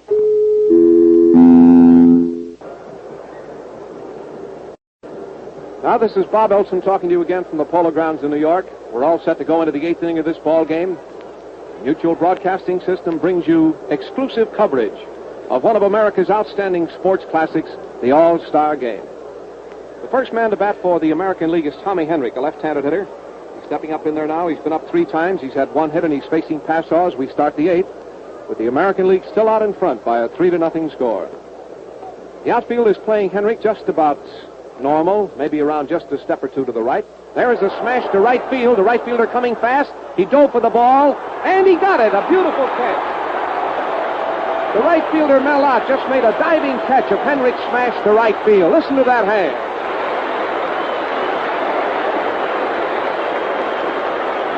Baby, was that a honey. That was the fielding gem of the night as Melot raced in and made a diving catch of Tommy Henrich's smash into right field, and that really brought the crowd to its feet. That was a beautiful play to watch. He certainly robbed Tommy of a hit that time. Now here's the great Teddy Williams up. He's been up 3 times, and he's had 1 hit, a single to right field in the 3rd inning. He's a left-handed batter. And you remember the setup last year in Detroit when he hit a home run off a Passau to win the All-Star Game. Ball, it's low. Claude Passau, and I've talked to him many times since about what type of pitch he threw to Williams that broke up that ball game. He said, Bob, all I know is I threw him a baseball, and it broke up the game. He's getting all set out there again. Here's the next one to Williams. Williams takes one, a change of pace pitch that's high and a little bit outside, and it's ball 2. There's 1 out here in the first half of the 8th inning. Melot just made a great diving catch of Henrich's drive to right field, and there's 1 gone. Nobody on for the American League. They lead 3-0. Here comes the next pitch, and it's a ball. It missed the outside corner, knee high, and it's 3-0 now for Williams. Artie Fletcher is coaching here at third to our left. And down to our right is Stanley Harris, who won 2 pennants for Washington some years ago. He gets set again. Here's the next pitch, and Williams hits on the 3-0 count and hits a foul up on top of the stand. With the count 3-0, Williams swung and hit a foul up on top of the stands. New ball is tossed down to third base to Bob Elliott, the Pittsburgh third baseman, who roughs it up and then tosses it back to the mound. The National League has made no runs and 4 hits. The American League has made 3 runs and 6 hits. 2 of them home runs. Passau set. Here's the next pitch, and it's a strike right down the middle. A beauty that time, right across his knees. Ball 3 and strike 2 for Teddy Williams, one of the greatest hitters in the game. Big fellow, big, tall, skinny boy, a free swinger, and boy, he can really slam that baseball. Here comes the next pitch, and there is a high fly ball to center field. Terry Moore is getting under the ball, moving in just a few feet. He's out, and there's 2 gone. Williams flied to Terry Moore. Now here's the great Joe DiMaggio. Every time Joe comes up, he gets a chorus of boos and applause. But just as Jimmy Britt said before, a ball player is never a great ball player until he hears both boos and applause. And no one can deny Joe DiMaggio's place in baseball as one of the greatest players in the game. Here's the first pitch to him, and there is a strike. He caught the outside corner, waist high. Teddy Williams smiled out at Passau as he came back down the first baseline toward the American League dugout. DiMaggio has been up 3 times. He's had 1 hit. The last time up, he drove a hit off of York's glove, and it rolled into right field. Pitcher's getting all set again. Here's the next pitch, and there's a swing, and there's a bouncing ball. It's a hit into left center field. The shortstop, Reese, went to his left to try to cut off that smash on the ground by DiMaggio, but he couldn't get it. It whizzed by him like a bullet, and the Yankee Clipper has 2 hits tonight. That makes a total of 7 hits for the American League, and it brings up the first baseman, Rudy York. DiMaggio, by the way, is the only player in the game with 2 hits. Here's Rudy York, the big first baseman of the Tigers. Stepping into the batter's box, he's been up 3 times. He hit a home run into the right field stands the first time. The second time, he was a strikeout victim. And the second time, he was safe on an error by the second baseman, Brown. He hit a ball down the third baseman that should have been a double play ball, but Brownie, taking the throw from third, dropped it, and York was safe at first. Now he's up with a man on first base and 2 gone in the first half of the 8th. American League 3, the National League nothing. Passau getting set. Here it is. Hits a ball. It's high. Ball 1. The outfield is playing York deep. He can really give that baseball a ride. Terry Moore in center field. Country Slaughter in left field.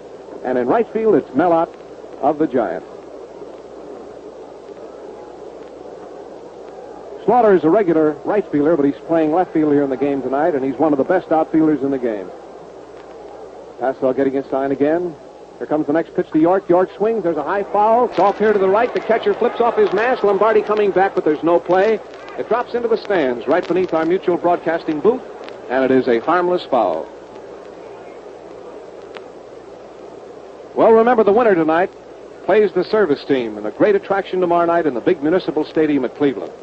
Tomorrow night, Wade Hoyt, Jack Rainey, and I will bring you the ball game from Cleveland as another exclusive Mutual presentation. York swings that big bat around. He has a big black 4 on the back of his gray uniform. For a big fellow, he kind of crowds that plate. There's a man on first. It's DiMaggio. There's a ball. It backs him right out of the box, and it's ball 2 and strike 1. Passaw, the Cubs, is the third pitcher for the National League tonight. Morton Cooper started, then Vandermeer, and then Passaw. All the American League runs were scored on Cooper. 2 home runs and a double in the first inning. Here's the next pitch. York swings. There's a hopper down the third base line. It may be fair. It may be foul. It's fair. There's the throw, and he's out in a very close play. Boy, was that a close play. He picked that ball up just in front of the bag at about a half an inch fair, fired that ball to first base, and the runner was out by just a fraction of a step to retire the side. And so, fans, it is no runs and 1 hit in the first half of the 8th inning. The American League is going out onto the field, and the National League is coming up to try again to get back into this 10th annual All-Star game. They're trailing by 3 runs. There's Al Benton going out to the center of the diamond. And let's take a look around that American League team. Williams in left field, DiMaggio in center field, Henrik in right field, Keltner at third, Bedreau at short, Gordon at second, York at first, Tebbets is catching, and Benton is pitching, and it looks like McCarthy is going all the way with this American League team. Mickey Owen, who's done some great work for Brooklyn this year, is going to bat for Passaw as we start the last half of the 8th.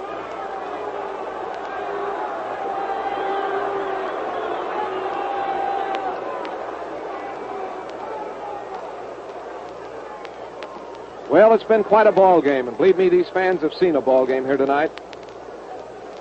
Mutual hopes that wherever you're listening to this game across the country, that it's giving you a lot of enjoyment. It's one of the outstanding sports attractions of the year, the annual Baseball All-Star Game. And this year it's for a great cause. All this money goes to Army-Navy relief after $100,000 is taken out for the Ball and Bat Fund to provide baseballs and bats and gloves for all the camps. Now here's Mickey Owen up. He's a right-handed batter. He's making his appearance in the lineup as a pinch hitter for Passaw. Benton gets set. There's a bunt down the third base line. It's foul outside the line. Kenny Keltner runs in for the ball, picks it up, and the boys whip it around. Mickey Owen is a right-handed batter. His present average is 291 for Brooklyn. He's had no home runs, and he has batted in 22 runs. He's had this year one of his greatest years. Here's a fellow who was the unfortunate victim of a play in the World Series last year, which Mutual brought to you exclusively. And that play of the missed third strike will probably go down as history. But did it affect this fellow's career? It did not. It made him a better ball player. Ball, it's inside. All the more tribute to Mickey Owen. There's nobody on and nobody out as the National League tries to get a rally going here in the last half of the 8th, and their chances are slipping away. Here comes the next pitch, and there's a ball. It's high outside, and it's ball 2 and strike 1. National League has changed their entire team tonight. Manager Joe McCarthy of the American League with a 3-0 lead has just stood pat. Al Benton is all set again. Here's the next one to Owen. Owen swings. There's a high fly ball going toward right field. It may be a home run. It is a home run for Mickey Owen.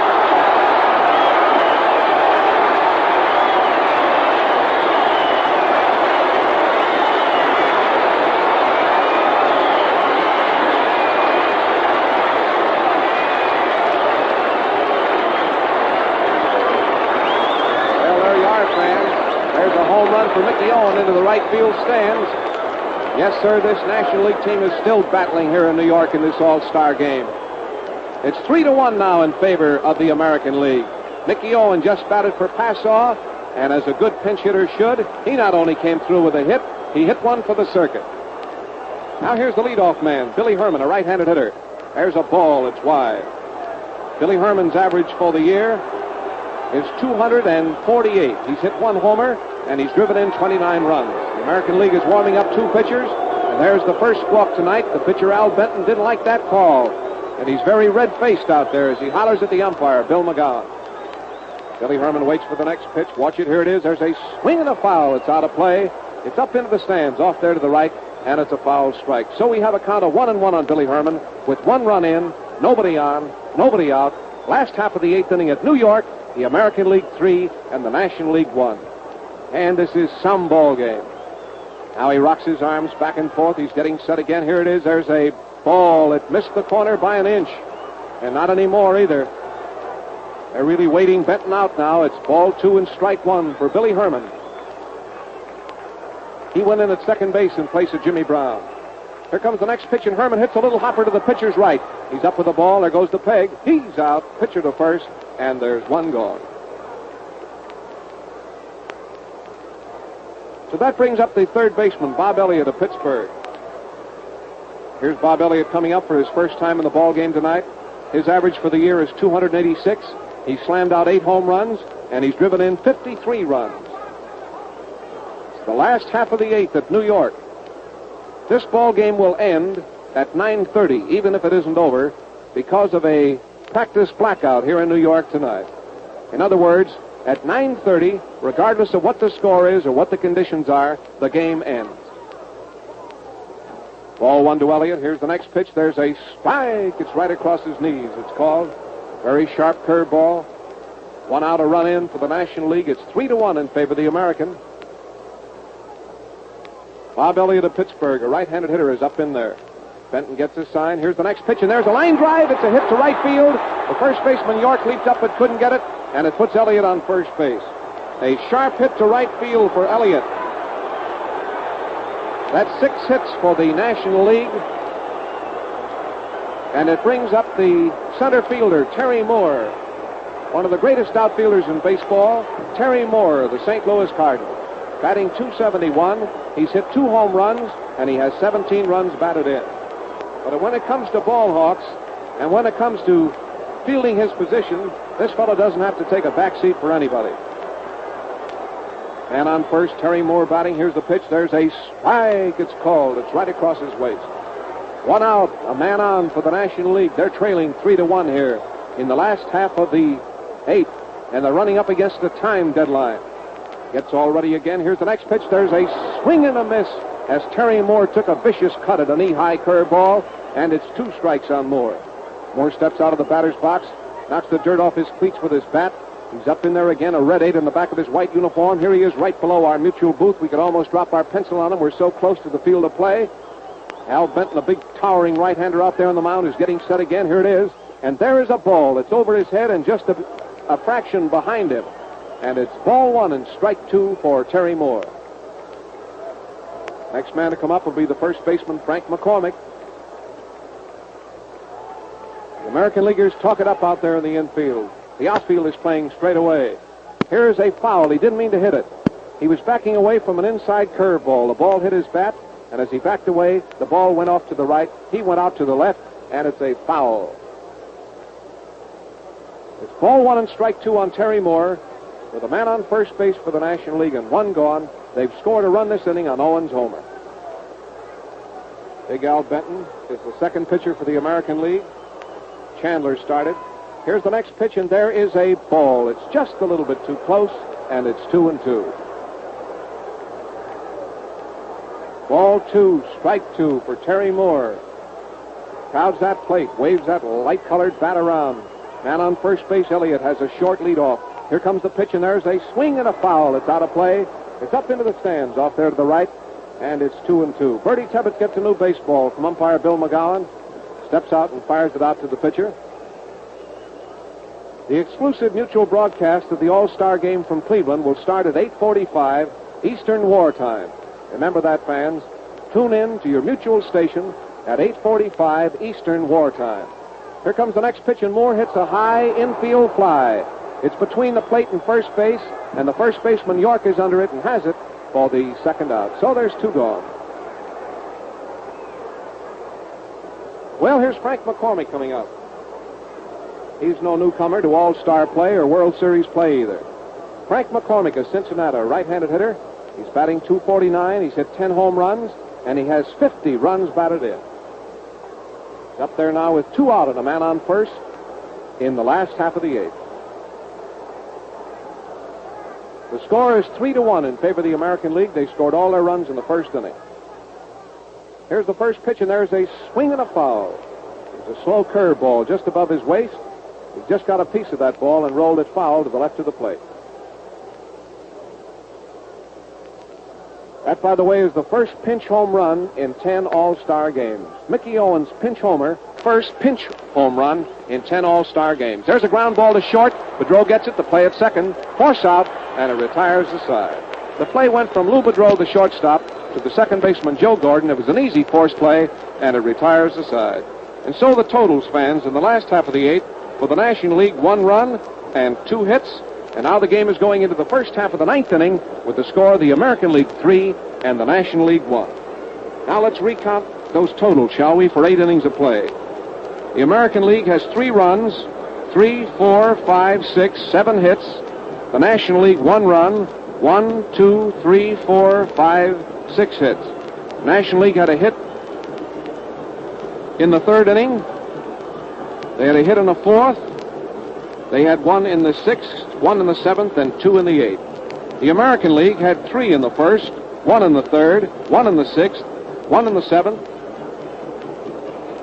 Ball game is now going into the first half of the 9th. The complete totals: the American League 3 runs, 7 hits. National League 1 run, 6 hits. Now here's the new pitcher. Bucky Walters is in. Bucky Walters has come in for the National League. He's taken part in 18 games. He's won 9 and lost 6 for the Reds this year. He's pitched 127 innings. He's allowed 114 hits. He's walked 39, and he struck out 57.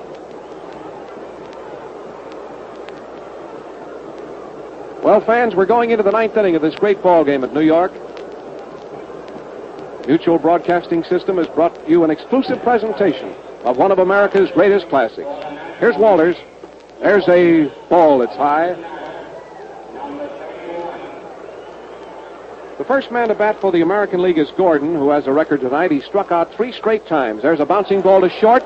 Shortstop coming in fast. There's the peg. He's out in a close play. Reese to McCormick. Reese, the Dodger shortstop, came in fast for Gordon's smash and threw him out. 1 gone. They're running up against a time limit. Remember, the game will end at 9:30, regardless of whether the National League has their last bats or not. Now here's the third baseman, Kenny Keltner. Bucky Walters is getting all set. Here's the pitch. There's a swing and a long fly ball down the left field line. It's foul.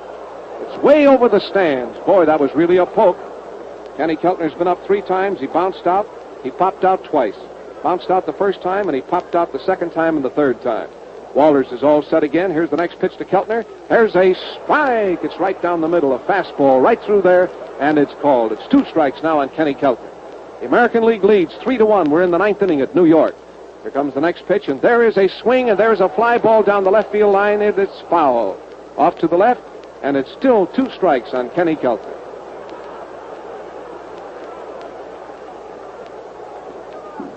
Kenny Keltner batting with 1 out. Pitcher gets all set out there again. Here's the next one. There's a swing and a miss. He struck him out. He went for a wide curveball that time and struck out, and there's 2 gone. And that is 8 strikeouts. 8 strikeouts for the American League. 8 of the American Leaguers have gone down on strikes. Now here's Bertie Tebbets.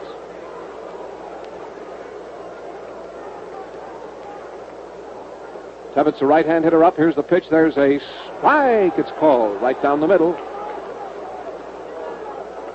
Don't miss the big All-Star game from Cleveland tomorrow night at 8:45 Eastern Wartime.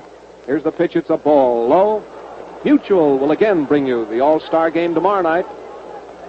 Mutual Broadcasting System leads the way in the presentation of America's leading sports events. There's a half swing. The ump says he went a little bit more than half, and it's a strike. Makes it ball 1 and strike 2 for Tebbets. Bertie's been up 3 times. He's caught a fine game tonight. He struck out the first time, he popped out the second time, and he struck out the third time. The game must end at 9:30 because of a blackout here in New York tonight. Here comes the pitch. There's an infield fly. The third baseman, Elliott, is coming over near the mound. He's right under the ball. He's out. and it retires the side. And so the National League will get their time at bat. No runs and no hits. And this can be said for the American League. And let me say it right now. The boys are not stalling at all. Everybody's hurrying right out there. And I really think that the American League wants to see the National League get their last time at bat, which they're entitled to.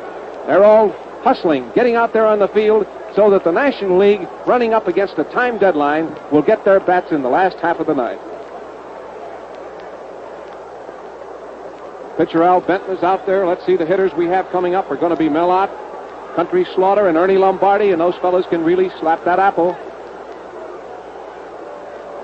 Benton is getting in his practice throws.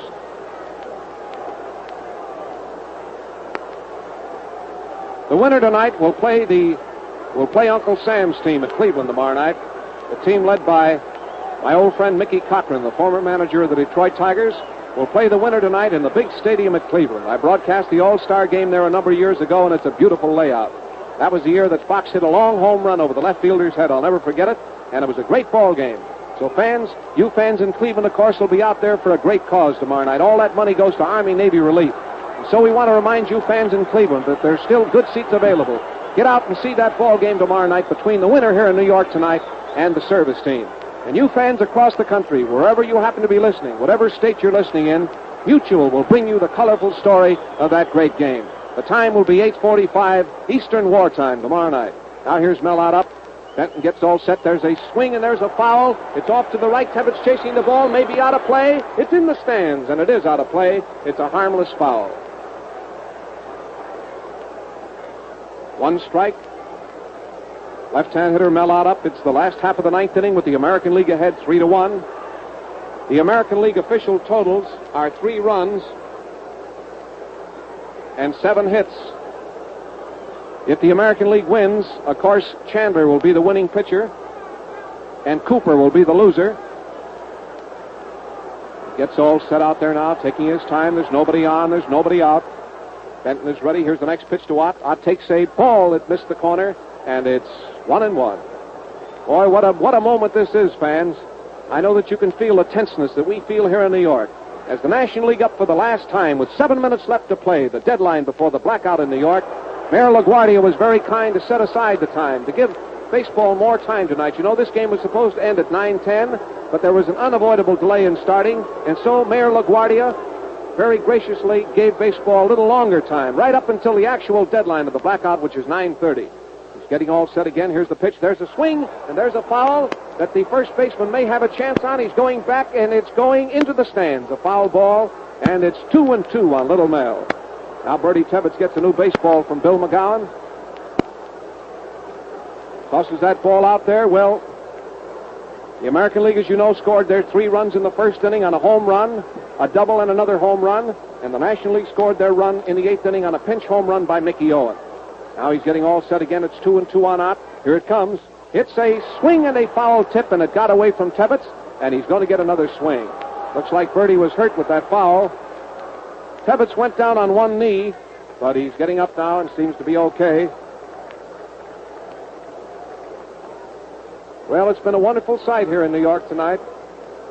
These fans that have jammed into these stands have really enjoyed it, and Jim and Mel and I have really seen a grand ball game. We hope that you've enjoyed it on the radio. Here comes the next pitch, and Ott hits a pop-up right in front of the plate. The catcher, Tebbets, is down the line just a few feet and takes that ball 20 feet down the line toward third, and 1 foot inside the line, a fair ball, and Ott is out. So, fans, 2 more now, and the ball game will be over.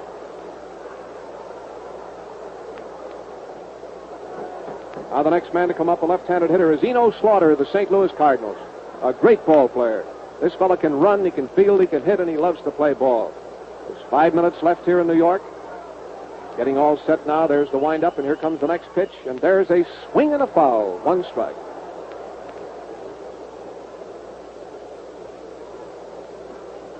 The American League 3 and the National League 1. That's the setup. Nobody on and 1 gone in the last half of the ninth. Here comes the pitch, and there is a foul. It's right up here to the right, just to the right of our booth. Catcher Tebbets gets another new ball and fires it right out there to Benton. Country Slaughter batting for the National League with nobody on and 1 gone. Benton is all set. Here comes the next pitch, and Slaughter takes one in the dirt, a ball. Ball 1 and strike 2 for Reno. Up in there batting left-handed, a red 9 in the back of his white uniform. American League infielders keep up a constant stream of chatter. Here comes the pitch, and there is another ball. He almost hit him in the leg. He was going to go for that one. It was a sinker, and he started to go for it, but he pulled his bat in time, and the umpire calls it a ball. The outfield of Williams, DiMaggio, and Henrik that's gone all the way is playing Slaughter straight away. With about 4 minutes left. They'll get their bats all right. He's getting all set again. Here comes the next pitch, and there's a swing and a hopper foul to the right of the plate. Slaughter starts down the first base line, but the umpire, Bill McGowan, yells foul. He tells Bertie Tebbets to throw that ball away, flips him a new ball, and the American Leaguers peg it around. The next man to come up after Slaughter will be Ernie Lombardi. Bill McGowan is getting a new supply of baseballs now in his blue serge suit.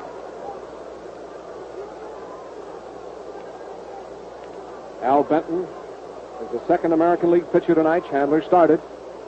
He's getting all set again. Here comes the next one to Slaughter. Slaughter swings. There's a long fly ball to dead center, but DiMaggio is out there backing up. He caught it, and there's 2 gone. Country Slaughter hit one a mile that time towards center field, but Joe DiMaggio raced back about 35 or 40 feet and pulled it down, and there's 2 gone. And now, fans, here comes Ernie Lombardi, the last hope of the National League.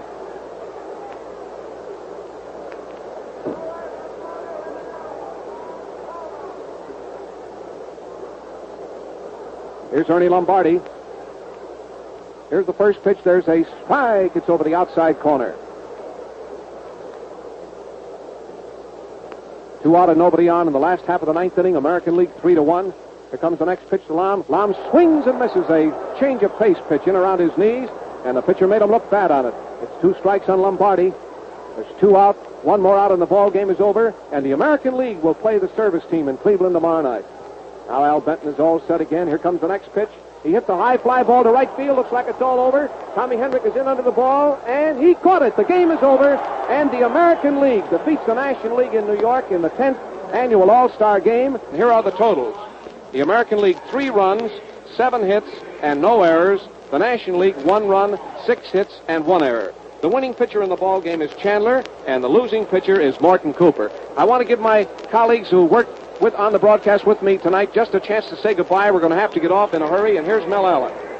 It was swell working this game with Bob Elson and Jimmy Britt. It was a beautiful ball game to watch. A lot of swell pitching. Only 1 half inning, which was any great deal of offensive fireworks. In the first inning, when Lou Budrow homered and Rudy York homered with the Tommy Henrik on base, who had doubled prior to York's homer. It was really a swell ball game to watch. Wish you were all here. All right, here's Jimmy Britt. The fact that this game had a blackout deadline to make added to the suspense and drama of the final innings. It was an all-star game worth remembering, and the American League is going to give Uncle Sam's Service 9 in Cleveland tomorrow night a real battle. Well, thank you very much, Jim and Mel. It's been a real pleasure to work with you tonight. I'm looking forward tomorrow night with working with Wade Hoyt and Jack Rainey over at Cleveland, when Mutual will bring you an exclusive coverage again of the great all-star game at Cleveland at the big municipal stadium. The players are getting off the field. The American League players are shaking hands with each other, and so are the National League players as they go off the field. And the final score again is the American League 3, the National League 1. The winning pitcher is Chandler, and the losing pitcher is Cooper. And now this is Bob Elson saying good night from the Polo Grounds in New York City. We return you to our New York studios. We wish to thank the makers of Philly's cigars, sponsors of Cal Tinney and Sizing Up the News, usually heard over many of these stations at 8 p.m. Eastern Wartime, for their courtesy in relinquishing their time this evening so that we might bring you the broadcast of the All-Star Baseball game. Mr. Tinney will be heard at his regular time Wednesday evening. Gabriel Heater, usually heard at 9 p.m. Eastern Wartime, will be presented over his regular network immediately following station identification. This is the Mutual Broadcasting System.